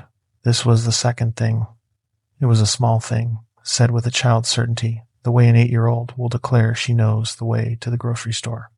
But I had been in this place for what I now believe to be many days, possibly weeks, possibly longer. I had walked through rooms that did not have any logical relationship to other rooms. I had walked through suburbs that ran on forever in every direction. I had walked through pool rooms and yellow rooms and a school that should not have existed in a place where there was no daylight outside the windows. I had not, in all of that walking, encountered a single thing that suggested the way out. I had not seen an exit sign. I had not seen a door marked anything. The way out in this place had not been a concept I had been able to hold in my mind. This Cora knew the way out. She took my hand. Her hand was warm. Her hand was the right size, and her grip was the right grip, the slightly clinging grip she had used since she had been very small, the grip that always asked, "Don't let go." She held my hand a little too tightly. I noticed it. And I told the alarm to be quiet. She pulled me out of the classroom and into the 3rd grade hall. She walked confidently. She did not look around. She did not stop to look at the artwork on the wall, even though her drawing was missing from the corkboard, and the corkboard had a small empty space where the drawing had been. She did not notice. She walked past the empty space without looking. She led me down the hall. She led me past the main office. She led me through the lobby. She did not look at the trophies. She did not look at the photographs. She led me to the front doors. She opened the right-hand door, the one I had come in through. She walked out onto the front steps. The sky was not blue-violet anymore. It was daylight. It was the normal flat gray of a mid-afternoon in November in our part of New York, the kind of sky I had driven under when I had driven to the records building. The schoolyard was the schoolyard, the parking lot was the parking lot, the flagpole was the flagpole. Out at the curb, parked in the spot I always parked in when I came to pick her up, was my truck. It was my truck. The right truck. The 2016 Silverado with the ladder rack and the dent in the rear bumper from when I had backed into a fence post in 2022. The truck I had driven to the records building on the day she disappeared. The truck I had been sleeping next to for 5 months. I had not parked the truck there. I had left the truck in the parking lot of the records building. The truck was here now. Cora pulled my hand. She said, "Come on, Daddy." She said it with a small impatience, the way she would say it when I was moving slow on an errand. "Come on, Daddy. Let's go home." I let her pull me. I walked down the front steps of Whitman Elementary, with my daughter holding my hand a little too tight, and the sky overhead was the wrong sky for a place that had not had a sky an hour before. And my truck was in a spot I had not parked it in, and the alarm in my chest had not stopped going off. It had been going off since the classroom. It had been going off since I had picked her up and felt the lightness of her. It had been going off since she had not asked about her mother. I told the alarm to be quiet. We crossed the parking lot. I unlocked the truck. I lifted Cora into the passenger seat, and I buckled her seatbelt. And her seatbelt was the seatbelt, and her little body fit into the seat the way she had always fit into it, except a little lighter, except a little less. I closed the door. I walked around to the driver's side. I got in. I started the engine. The engine started. The radio came on. It was tuned to the station I always had it tuned to, the country station out of Watertown, and the song that was playing was Jolene, the Dolly Parton song. I had not been listening to Jolene when I had last driven this truck. I had been listening to a podcast. I told the alarm to be quiet. I put the truck in drive. I drove us out of the parking lot. I drove us down the street that led away from the school. I drove us toward home. Cora sat in the passenger seat with her seatbelt fastened, and she looked out the window at the trees and the houses, and she did not say anything for a long time. And I did not say anything either, because my throat had closed up and would not let words through. She had her hand on the door handle. She did not look at me. I told the alarm to be quiet. I drove us home. Part 3. The drive home was 13 minutes. I drove it the way I had driven it for 13 years. Left on Whitman, right on Garrison, straight through the four-way stop at Garrison and Hubble, left on Maple Hollow, 2 blocks down to the house. My hands did the route without me. My eyes saw the road. My mind was not really there. Cora did not speak the whole drive. She looked out the passenger window. Her hand was on the door handle. The Dolly Parton song ended, and another song came on, an older song I knew the bass line of but could not place. And then a commercial came on, and then another song. The trees on Maple Hollow were the trees on Maple Hollow. The mailboxes were the right mailboxes. The Petersons' house had the same wreath on the door it had been wearing for 2 years, because Susan Peterson had had a stroke in February and could not change it, and the wreath was the wreath. The McKinley's yard had the same Halloween decorations they took down too late every year, and they were the same decorations. I pulled into our driveway. My driveway. The driveway of the house where I had lived for 14 years. The garage door was closed. Beth's Honda was in the driveway on the left side, the way she parked it. There was a small pile of leaves at the foot of the porch steps that I had not raked, because I had not been home to rake them. I put the truck in park. I turned the engine off. The radio went silent. The Dolly Parton song had been replaced by another song, which had been replaced by another song, and the most recent song had been by Glenn Campbell, and the song before that, I could not remember now. And the radio had been playing one song after another that I could not place, and now it was quiet, and the only sound was the tick of the engine cooling. Cora unbuckled her seatbelt. I got out of the truck. I walked around to her side. I opened her door. She climbed down. She was the right height to climb down. She was lighter than she should have been. The alarm in my chest had not stopped going off the whole drive. She took my hand. We walked up the porch steps. She walked them on her own. The third step had the wobble it had always had. I had been meaning to fix it for 2 years. I rang the doorbell. I did not have to ring the doorbell. I had a key. The key was in my pocket. I had been to this porch 1,000 times and had let myself in, but my hand did not go to the key. It went to the doorbell. I rang it. I heard Beth's footsteps inside. I heard her say, "Who is it?" which is the thing she always said when the doorbell rang, even though she could see the porch from the living room window. I heard her come to the door. I heard the deadbolt turn. The door opened. Beth was wearing her green sweater. She had her hair pulled back in the elastic she used when she was making dinner. There was a small smear of flour on her left cheek, where she must have wiped her face with the back of her hand. She was wearing her wedding ring. Her face had the same lines it had always had. The line at the corner of her left eye from the way she squinted in the sun. The two small lines at the corner of her mouth from years of smiling. The deeper line on her forehead from the year her father had died. She looked at me. She looked at Cora. Her mouth opened. The sound that came out of her was not a sound. Exactly. It was a noise from a part of her that did not have words. She fell to her knees on the welcome mat. She pulled Cora into her arms. She wrapped my daughter up in her green sweater, and she pressed her face into the top of my daughter's head, and she cried in a way I had not heard her cry in 14 years of marriage. Big, silent, racking sobs. The kind that come from very deep. The kind a person does not know how to do until they have a reason. I stood on the porch. I watched my wife hold my daughter on the welcome mat. The light in the hallway behind them was the right light. The smell of dinner cooking came out through the open door. I knew the smell. It was the chicken pot pie Beth made on Tuesday nights. The same chicken pot pie she had made every Tuesday night for 14 years. The only thing she really cooked from scratch. It was Tuesday. I had walked through a door in the third-floor hallway of a county records building, and I had spent however long in a place I did not have a name for, and I had come back and it was Tuesday, and my wife was making chicken pot pie. I stepped through the doorway. I closed the door behind me. I locked the deadbolt. The locking of the deadbolt was the sound of locking the deadbolt. Beth looked up at me from the floor. Her face was wet. She said, "How?" I said, "I don't know." She said, "Where did you find her?" I said, "I don't know." She said, "Honey, where did you find her?" I did not have an answer for that question.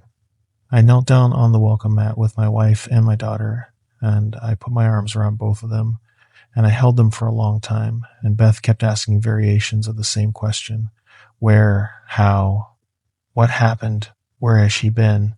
Who had her? And I gave her variations of the same answer. I don't know. I don't know. I don't know. And after a while, Beth stopped asking. She wiped her face. She said, "We need to call the police." I said, "Beth," she said, "we need to call them. They will want to know. Everyone has been looking for her. Special Agent Reyes." I said, "I will call them." I did not call them. I will tell you that part now. I did not call the police on the first night, and I did not call them on the second night, and I did not call them on the third night. Beth did not call them either, even though she said she would, even though she went and got her phone out of her purse twice on the first night and stood in the kitchen with it in her hand and looked at it. She did not dial.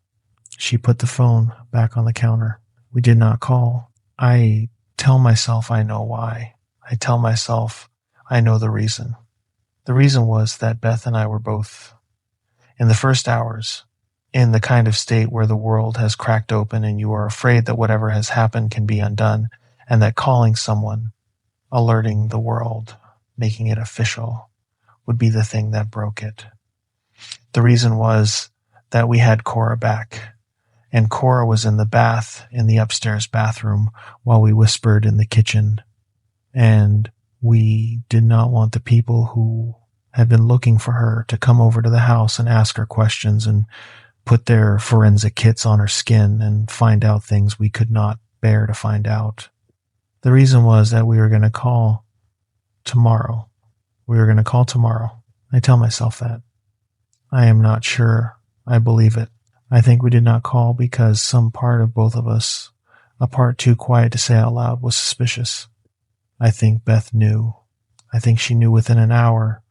The lightness when she picked her up. The way Cora let herself be hugged for as long as her mother needed her to be hugged, but did not initiate any of the hugs back. The way Cora said, "I love you, Mommy," on the welcome mat, and the way it sounded almost exactly like her, but not. I think Beth knew. I think we both knew. And I think we both decided, without saying it to each other, that we would rather have what we had than the alternative. The first week was good. I will tell you that, because it is the truth. The first week was the best week of my life. Cora slept in her own bed. We tucked her in together that first night, both of us. We read her Charlotte's Web, the chapter where Wilbur tries to spin a web, and Cora laughed in the right places, almost the right places, the small breathy laugh that was her laugh, only a little off in the timing, the way a laugh sounds when it has been recorded and played back from a tape recorder a beat behind the speaker. She slept through the night, she slept through the next night, she slept through every night that first week. She slept the way an exhausted child sleeps, deep and still, and Beth got up 4 times the first night to go check on her, and each time she came back to bed and lay against me with her body shaking. The relief in her body so big it had nowhere to go but out as trembling. I did not go check on Cora. Beth did. I am going to be honest about that. I sat on the edge of our bed and waited for Beth to come back, and I did not go look at my daughter in her bed because I was not sure what I would see. I was not sure whether the alarm in my chest was going to let me see Cora in her sleep without escalating to the kind of alarm that would not be quiet. The alarm was getting harder to keep quiet. I noticed things in the first week. Small things. They started on the second day. The clock in the kitchen had been 4:18 when I came home. I had not noticed this at the time. I noticed it on the second morning. The clock in our kitchen had the same digital face it had always had, and I sat at the kitchen table that morning with my coffee, and I looked at the clock, and the time was 4:18. It was not 4:18. It was 7:36 in the morning. I had been awake for 2 hours. The sun was up. The clock said 4:18. I unplugged it. I plugged it back in. The clock blinked, the way digital clocks do when they have lost power and need to be reset. I reset it to 7:38, which it was by then. I went into the living room and put my coffee on the side table and sat down on the couch. 20 minutes later, I went back into the kitchen for a refill. The clock said 4:18. I unplugged it again. I took the batteries out. I put the clock face down on the counter. I refilled my coffee, and I went back to the couch. That night, after Cora was in bed, I went back to the kitchen. The clock was on the counter face down where I had left it. I picked it up. The batteries I had taken out were still on the counter beside it. I turned the clock over. The clock said 4:18. The neighbor's dog did not bark. We have a neighbor across the street, a man named Earl Vining. Earl has a golden retriever named Penny. Penny is 12 years old. Penny has barked at everything that moves on Maple Hollow for the entire time I have lived on this street. Penny barks when the mailman comes. Penny barks when the UPS truck comes. Penny barks when a squirrel goes up a tree in Earl's yard. Penny barks at the leaves blowing across the street in the fall, every fall, for 12 years. Penny did not bark in the first week. I noticed it on the 4th day. The mailman came at 1 in the afternoon. He walked up Earl's front walk and put the mail in the box and walked back to the truck. Penny did not bark. I was at the kitchen window. I saw the mailman. I waited for the bark. The bark did not come. I watched Earl's house for a long time that afternoon. Earl came out twice. The first time he was carrying a watering can to water the planter on his front porch. The second time he was just standing on the porch looking up at the sky. Penny was not with him. Penny was always with him. I did not see Penny that whole week. I did not see her the next week either. Beth's laugh started being a little long. I noticed it on Saturday night. We were watching a movie. We were on the couch with Cora between us, and Cora had fallen asleep with her head on Beth's shoulder. There was a scene in the movie that was a funny scene, and Beth laughed. And the laugh was the laugh I had been hearing for 16 years. The laugh that started low in her chest and rolled up into her throat. The laugh I had married her partly because of. The laugh lasted about a beat too long. It was a small beat, a quarter second. Not enough that anyone listening would have noticed. I noticed because I had heard her laugh for 16 years, and I knew exactly how long the laugh took. The laugh ended a quarter second after it should have ended. She did not notice. Cora was asleep and did not hear it. The movie kept playing. I did not say anything. I sat on the couch with my wife and my daughter, and I watched my wife laugh at a movie a quarter second too long. And I thought about the clock that said 4:18, and I thought about Penny who did not bark. And I thought about the way Cora had been lighter than she should have been when I picked her up in the classroom, and I told the alarm in my chest to be quiet. The alarm was not quiet anymore. There were other things in those days. I will tell you some of them. I am not going to be able to tell you all of them because some of them I have stopped being able to remember in any order, and some of them I have stopped being sure happened at all. The first week was the best week of my life. It was also the week the alarm went from a small thing to a thing I could not turn off, and the two facts have woven themselves together in my head in a way that has stopped being separable. Cora did not want to play outside. This was on the 5th day. The weather was good. It was warm for early May, the kind of afternoon where she would have been on her bike or in the yard with the neighborhood kids in the old days. I asked her if she wanted to go out. I asked her in the way you ask an 8-year-old, with the kind of voice that makes the answer sound obvious. "You want to go ride your bike, baby?" She said, "No, Daddy, I want to stay inside with you." She said it pleasantly. She said it the way a child says she would rather have one thing than another. She did not say it as if she were afraid of going outside. She did not say it as if she were lying. She just said it. I asked her again, an hour later. She said the same thing. I asked her on the next day, and on the day after that. She did not want to go outside. She wanted to be in the house with me. She wanted to be in the kitchen when I was in the kitchen. She wanted to be in the living room when I was in the living room. She wanted to be in the same room with me, and she did not, at any point, ask to go outside. I took her once. On the 7th day, I made her. I said, "Come on, baby. We are going to go for a walk, get some fresh air." She looked at me with a small, flat expression I had not seen on her face before. The expression of a child who is being asked to do something she does not want to do, but who has decided not to make it a fight. She put on her shoes. She came outside with me. She held my hand. We walked down the porch steps and across the front yard to the sidewalk, and the moment her shoe touched the sidewalk, she made a small sound, a sound I do not have a word for. The sound a child makes when she has gotten a small splinter she had not expected. It was a sound of surprise and a sound of unpleasantness. She did not say anything. She did not look down at her foot. We walked half a block. Cora did not speak. She held my hand. Her grip was a little tighter than usual. We came back to the house. She was happy when we got back. She let go of my hand on the porch, and she ran inside, and she went straight to the living room and sat on the couch in the spot she had been sitting in before. She did not ask to go out again. I have thought about it since. I think there was a perimeter in the place I had brought her home to. I think the house had a perimeter, and the front yard was inside the perimeter, and the sidewalk was outside it. I think the sound she made on the sidewalk was the sound a child makes when she crosses a perimeter she has been told not to cross. I do not know what would have happened if I had pulled her further. I am glad I did not. She did not eat. This was a thing I noticed slowly. She picked at her food. The Pop-Tart she had been eating that first morning had been the first I had seen her eat anything, and it had been a Pop-Tart, which was the only food she had been excited about in the kitchen since coming home. She would sit at the table with us at meal times. She would put food on her fork.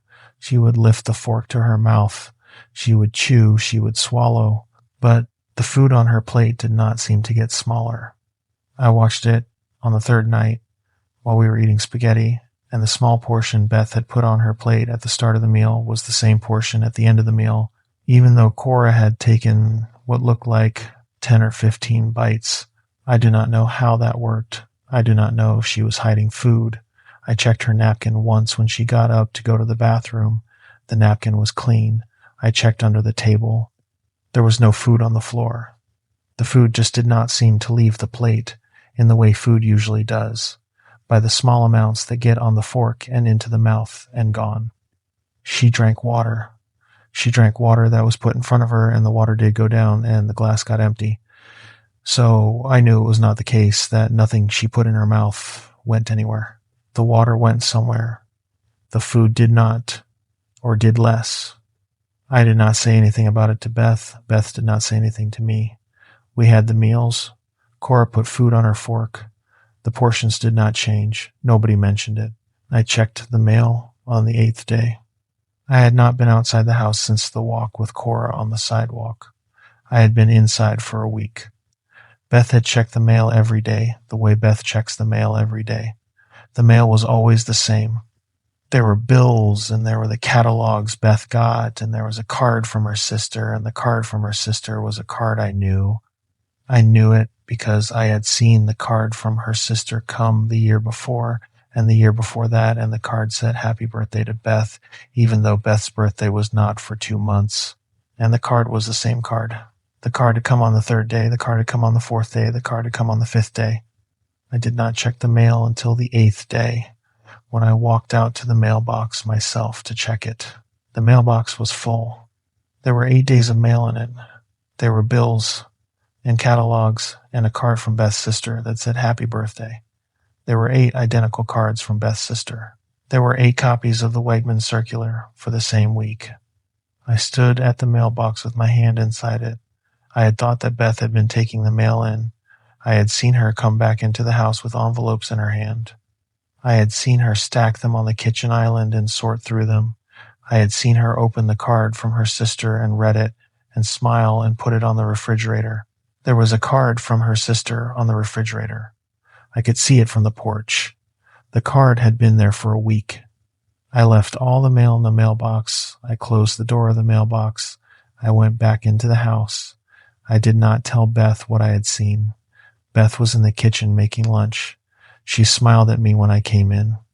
The smile lasted a beat too long. The hum from the walls was a little louder than yesterday. The card on the refrigerator was the card I had not just brought in. I sat down at the kitchen table. The neighbor across the street, Earl Vining, did not exist. I noticed this on the 9th day. I had been watching Earl's house from the kitchen window because I had been watching to see if Penny would come out, and I had been watching Earl come and go from the house with the watering can and standing on the porch looking at the sky. On the 9th day, I noticed that I had not seen Earl get into his car. I had not seen any car come out of his driveway. The car in the driveway, the black Subaru he had bought 4 years ago, had not moved in 9 days. I knew the car had not moved because there was a small clump of leaves underneath it that had blown there on the 2nd day, and the clump of leaves had not been disturbed. Earl did not go anywhere. Earl came out of the house, did one of the 2 things I had seen him do, and went back inside. He did this on a schedule. He did the watering can in the morning. He did the standing on the porch in the afternoon. He did them at the same times. He did them in the same way. He went back inside through the front door at the same minute every day. He did them on the schedule for 9 days. On the 10th day, I sat at the kitchen window and I waited for him to come out. The hour of the watering can came. Earl did not come out. The hour of the standing on the porch came. He did not come out. The house was still. I sat there for the rest of that afternoon. Earl Vining had not been in his house. I am almost sure of this. He had been doing the things outside the house, and then he had been going back inside, and then he had been doing nothing. There had been no light in the windows at night. There had been no movement behind the curtains. The car had not moved. There had been no shadow of a man going up the stairs at bedtime, the shadow I would have seen for the last 13 years through the upstairs window on the north side of the house. He had been doing the part of the day that I would see, and he had been doing it for me, and he had not been doing the rest of it because there was no rest of it to do. I did not know what to do with that. I sat at the kitchen window, and I did not know what to do with it. I sat there for a long time. The clock said 4:18. I had been resetting it every day. Every morning I came down, and the clock said 4:18, and I plugged it in or put the batteries in or set it on the counter face down, and the clock said 4:18 the next time I looked at it. I gave up on the clock on the 10th day. I let it sit on the counter, plugged in, displaying 4:18. the way a small piece of evidence is allowed to sit out in the open after a defense lawyer has stopped contesting it. The clock said 4:18. I had a wife who laughed a beat too long. I had a neighbor who did not exist. I had a daughter who did not eat and did not want to go outside and held my hand a little too tight and said, "Good morning, Daddy," every morning with exactly the same intonation. I had wallpaper that was getting yellower at the edges of every room in the house. The bedroom corner had spread, by the end of the first week, almost half an inch. The bathroom ceiling had developed a small patch of yellow over the tub. The trim along the top of the hallway upstairs had gotten a faint, sickly tint that I would not have noticed if I had not been looking. I was looking now. I had a hum from the walls that dawned from barely there to clearly there, the kind of hum you can hear when the refrigerator stops running and you realize what the actual silence sounds like. I had all of these things, and I had a daughter sleeping down the hall, and I had a wife in the bed beside me, and I had a house that was the right house in every way that mattered and the wrong house in every way that did not. I had a life I had been ready to walk away from in November of last year when the phone had rung in Margaret Petty's kitchen. I had a choice. I am going to be clear about that. I had a choice. The choice was not made for me. I sat at the kitchen table on the 10th day, and I had a choice. And the choice had 2 doors on it. One of the doors said leave. The other door said stay. The door that said leave did not have anywhere written on the other side of it. I did not know what was on the other side of that door. I did not know if I could even open it. I did not know if I would be able to find the place where I had walked through into this place, or whether I would be able to walk back out, or whether walking out was a thing that could even be done. I did not know if I left whether my daughter would come with me. I did not know if she could leave. I did not know what she was in a way that mattered when you were trying to decide whether to take her by the hand and walk her out a door. The door that said stay had everything on the other side of it. The kitchen, the wife, the daughter at the table, the bed in the bedroom, the smell of dinner cooking on Tuesday nights, the chair in the living room, the view out the back window, the whole of a life that was going to get a little yellower around the edges every day, and a little quieter, and a little less variable, and a little more frozen at 4:18. I sat at the kitchen table for a long time. I did not make the choice that day. I sat there. The choice sat in front of me on the table like a thing I had been served and had not yet decided whether to eat. I sat with it. Then I got up, and I rinsed my coffee cup at the sink, and I put it in the drying rack, and I went into the living room, and I watched television with my wife and my daughter as if I were a man who had not just been served a choice on a kitchen table. The choice did not go away. It came back the next night, and the night after that. It came back the night Beth laughed at the movie a beat too long. I went up to bed an hour later. Beth carried Cora up to her room. I went into our bedroom and I sat on the edge of the bed and I took off my boots. I noticed that the wallpaper at the corner of our bedroom, where it met the ceiling, had a slight yellow tint. The wallpaper in our bedroom is white. It is white with very small blue flowers, a pattern Beth had picked out the year we moved in. It was white. I had stared at that wallpaper from the bed for 14 years. The corner where the wall met the ceiling, where the wallpaper had been white, was now a very pale shade of yellow. I got up, I walked to the corner, I touched the wallpaper. It was the right texture. The blue flowers were the right flowers. The paper was the right paper, except that the very top inch of it, the inch closest to the ceiling, was the wrong color. It was yellow. It was the yellow that had been on the walls of the rooms I had walked through to find my daughter. I stepped back from the corner. I noticed, in that moment, that the bedroom was making a sound. It was a very quiet sound. It was the sound of a fluorescent light very far away.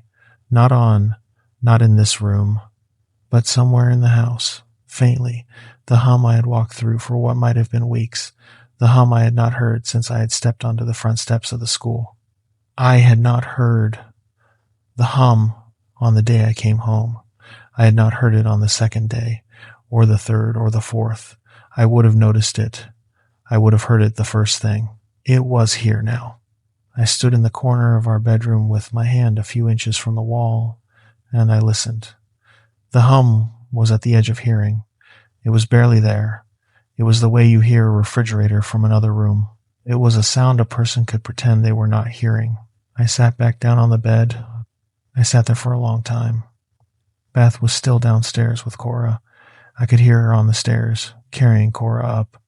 The soft, steady sounds of a mother carrying her sleeping child up to bed. The sounds were the right sounds. They were the sounds I had heard 1,000 times. They were perfect. The wallpaper in the corner of my bedroom had yellowed in the last 7 days, in a way wallpaper does not yellow.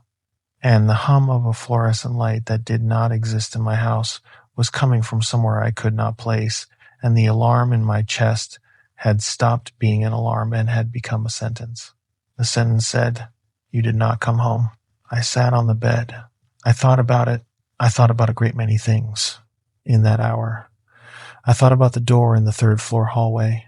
I thought about the way the door had not been there for 5 months and had been there on the night I had walked through it. I thought about how I had stood in front of the door and known what it was, and how I had opened it anyway. I thought about the yellow rooms. I thought about the watcher. I thought about the pool with the voice in it that had said, "Daddy, please, don't leave me." I thought about the house in the suburbs. I had walked away from that house. I had stood on its porch, and I had known what was on the other side of its door, and I had walked away. I had walked, after that, through the rest of the suburbs, and through a hole in a fence, and into a school, and into a classroom, and I had picked my daughter up off the floor and felt her be lighter than she should have been, and I had told the alarm to be quiet. I had let her lead me out by the hand. I had let her show me a sky. I had let her show me my truck in a parking lot I had not parked it in. I had driven her home in a truck that played songs that were the wrong songs. I had come up onto a porch. I had rung a doorbell. I had stood there while a woman who was almost my wife had opened the door and made a sound that was almost the sound my wife would have made. I had stepped through the door. The door had closed behind me. I went downstairs. Beth was in the kitchen. She had finished the dishes. She was wiping the counter with the kitchen rag, the way she always did before bed. She had her back to me.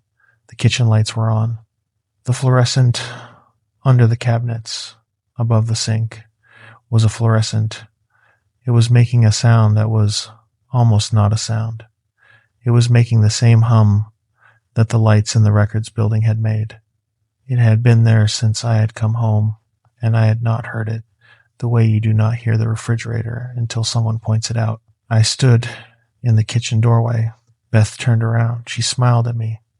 The smile was her smile. The smile lasted a beat too long. She said, "Coming to bed, honey?" I said, "In a minute." She nodded. She put the rag in the sink. She walked past me in the doorway. She kissed me on the cheek as she went past. Her lips were the right lips. They were warm. They were the right temperature for a living woman. She went upstairs. I stood alone in the kitchen. I looked at the clock on the counter, the clock that had been on the wall, the clock that had said 4:18. It was sitting on the counter face down because I had put it there. I picked it up. I turned it over. The display said 4:18. I set it down. I walked across the kitchen to the back door. I unlocked the back door. I opened it. The backyard was the backyard. The fence was the fence. Beyond the fence was the line of trees that separated our yard from the Vinings' yard. The sky was the night sky. There were stars. The stars were the right stars. I stepped out onto the back patio. I walked across the lawn. I went to the fence. I put my hand on the fence post. The post was the post I had set in concrete 3 summers ago. I knew the post. I knew the wood grain. I looked over the fence. The Vinings' yard was the Vinings' yard. There was Earl's shed at the back. There was the apple tree he had been threatening to take down for 10 years. There was Penny's doghouse. Penny was not in the doghouse. I had not seen Penny in the doghouse all week. I waited. I do not know how long. After a while, the lights in the Vinings kitchen went off. Then the lights in the upstairs bedroom went off. The house went dark. I waited. I waited a long time. Penny did not come out. Earl did not come out. The wind, which had been moving very slightly through the trees, stopped moving. The yard was perfectly still. The stars overhead were the right stars. The constellations were the right constellations. The moon was where the moon should have been for a Saturday in early May. I stood in my own backyard, and I knew, the way you know in the body before the mind catches up, that the sky overhead was as built as the kitchen behind me and the bedroom upstairs, and the wife who had kissed me on the cheek a few minutes ago, and that none of it had been made to be looked at very closely. I knew. I had known since the wallpaper. I had probably known since the laugh that lasted a beat too long. I had probably known, if I was being honest, since the moment Cora had said I know the way out in the third grade classroom and had taken my hand and led me to a door. I had let her lead me. I went back into the house. I closed the back door. I locked it. I turned the deadbolt that did not need to be turned because what was on the other side of it was the same as what was on this side of it. I went through the kitchen. I turned off the light. The hum did not stop when the light went off because the hum was coming from somewhere else, somewhere I had not yet located. The hum was coming from the walls. I went up the stairs. I stopped in front of Cora's door. The door was closed. There was a small wooden sign on the door that said her name in painted letters. Cora had made the sign in kindergarten. The sign was the sign.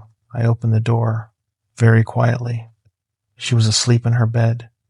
She was on her side, the way she slept, with her right arm under her pillow.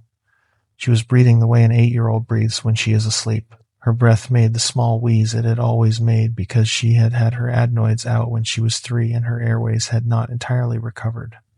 I stood in the doorway. I looked at her. I looked at her for what I think was a long time. I looked at her in the dim light from the hallway, the way I had looked at her on the night I had had the bad dream 9 years ago, the dream I had told no one about, the dream where my daughter had been crying in a yellow room and I could not find her. The room was not yellow now. The room was the room. The walls were the walls. Beth and I had painted lavender when Cora had been 4 years old. The lavender had not yellowed, not yet. I watched her sleep. She was real. The breath was real. The wheeze was real. She was warm under the comforter. She was the right weight on the mattress. She was the size she should have been. She was not my daughter. I had known it in the kitchen when the clock had said 4:18. I had known it in the corner of my bedroom when the wallpaper had been yellow. I had known it in the backyard when the dog had not come out for the 7th night in a row. I had known it since the 3rd grade hallway when the drawing on the corkboard had a 5th figure in it. I had known it since I had picked her up in the classroom and she had been too light. I had known it since I had opened the door at the end of the 3rd floor hallway in the records building and I had stepped through, and I had known then what kind of place I was stepping into. She was not my daughter, but she said "Daddy" the way my daughter said it. She wheezed in her sleep the way my daughter wheezed. She had the chip in the front tooth in the right place. She had the dimple on the left side of her mouth. She held my hand a little too tight, and she had not asked about her mother, and she had known the way out, but she also tucked her hair behind her right ear when she was reading, and she also made a small clicking sound with her tongue when she was thinking, and she also was here. And somewhere, in some other place I would never see again, my real daughter was not. I closed the door. I went into our bedroom. Beth was in bed. The lamp on her side was on. She had her book open on her chest. She had fallen asleep reading, the way she always did. I crossed the room. I sat on the edge of the bed. I took off the rest of my clothes. I turned off her lamp. I lay down. I lay in the dark. And I listened to the hum of fluorescent lights coming from somewhere in the walls. And I listened to my wife breathing, the breathing of my wife. And I listened to my daughter wheezing down the hall. And I knew exactly where I was. I did not get up.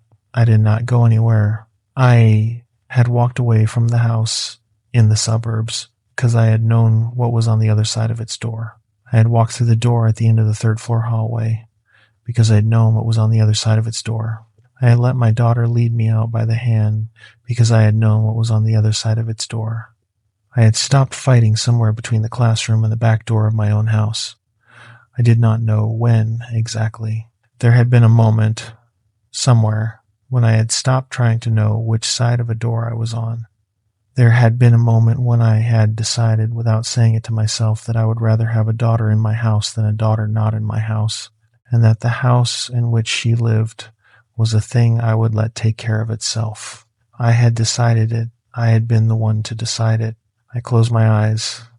The hum in the walls did not stop. I went to sleep. I woke up once in the night. I do not know what time it was. The clock on my nightstand had stopped working 3 days before, the way the clock in the kitchen had stopped working, and the digital display on its face was holding at 4:18, and 4:18 was what the clock told me when I opened my eyes. The hum was louder. I lay in the bed. Beth was beside me. Her breathing was the breathing of my wife. The wheeze was the wheeze of her sinuses, the way her breath had been for 16 years when she slept on her back. The cadence was right. The depth was right. I knew the sound of her sleep. I had slept beside it more nights than not for the better part of 2 decades. She was sleeping the right way. She was sleeping perfectly. Her breath had not changed pitch or rhythm or volume since I had laid down. She had not turned over. She had not shifted. She had not done any of the small things a sleeping body does over the span of hours. She had been doing the breath, exactly the breath, in the exact position she had laid down in. I did not look at her face. I did not turn over. I lay on my back, and I looked at the ceiling. The yellow in the corner had spread. The wallpaper, where the wall met the ceiling, was now yellow for almost 2 inches down. The blue flowers in that section had gone the kind of green you get when you mix blue and yellow on a child's plate of finger paint. The flowers at the bottom of the yellow stripe were the right blue. The flowers at the top, near the ceiling, had gone almost entirely the color of mustard. The yellow was spreading toward the bed. It was spreading at the speed wallpaper does not spread. It was spreading at the speed of a slow flood across a flat field. You did not see it move if you watched it, but you saw, if you stopped looking and started looking again, that it had moved. I looked at it for a long time. The hum from the walls was the hum from the walls. The breath beside me was the perfect breath of my wife. The faint wheeze of my daughter down the hall was the perfect wheeze of my daughter. I thought, in the dark, about the man on the lawn chair, the man who had sat in his backyard with his face to a fence, and whose fingers had been the wrong color, and who had not been doing the breathing of a living person. I thought about how long that man had been sitting in that chair.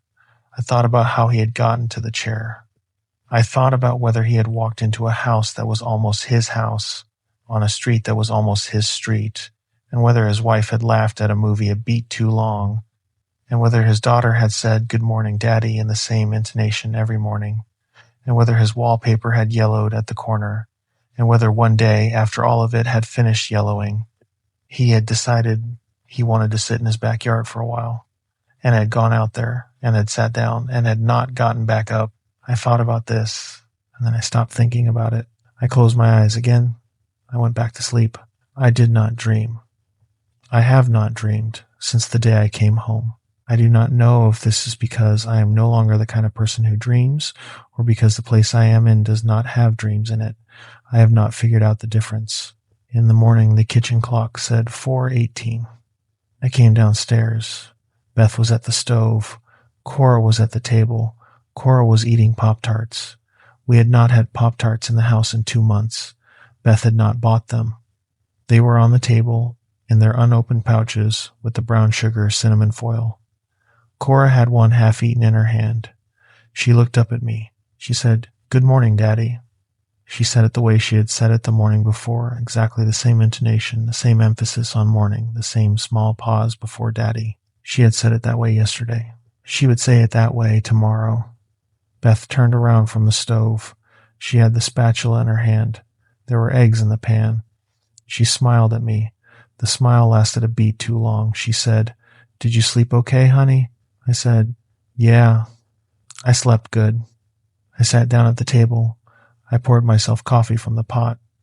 I looked at the wallpaper on the kitchen wall, where it met the ceiling. The yellow at the top had spread 1/4 of an inch since yesterday. The blue flowers near the top were getting harder to see. Beth turned back to the stove. The eggs hissed in the pan. The fluorescent under the cabinet hummed. Cora ate her Pop-Tart. I drank my coffee.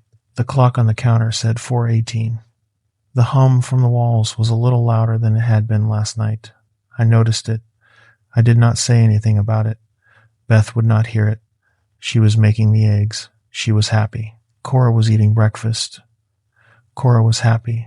The kitchen was the kitchen. I sat at the table with my family. I drank my coffee. I watched the wallpaper in the corner where the wall met the ceiling.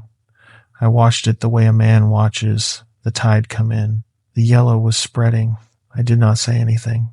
None of us did.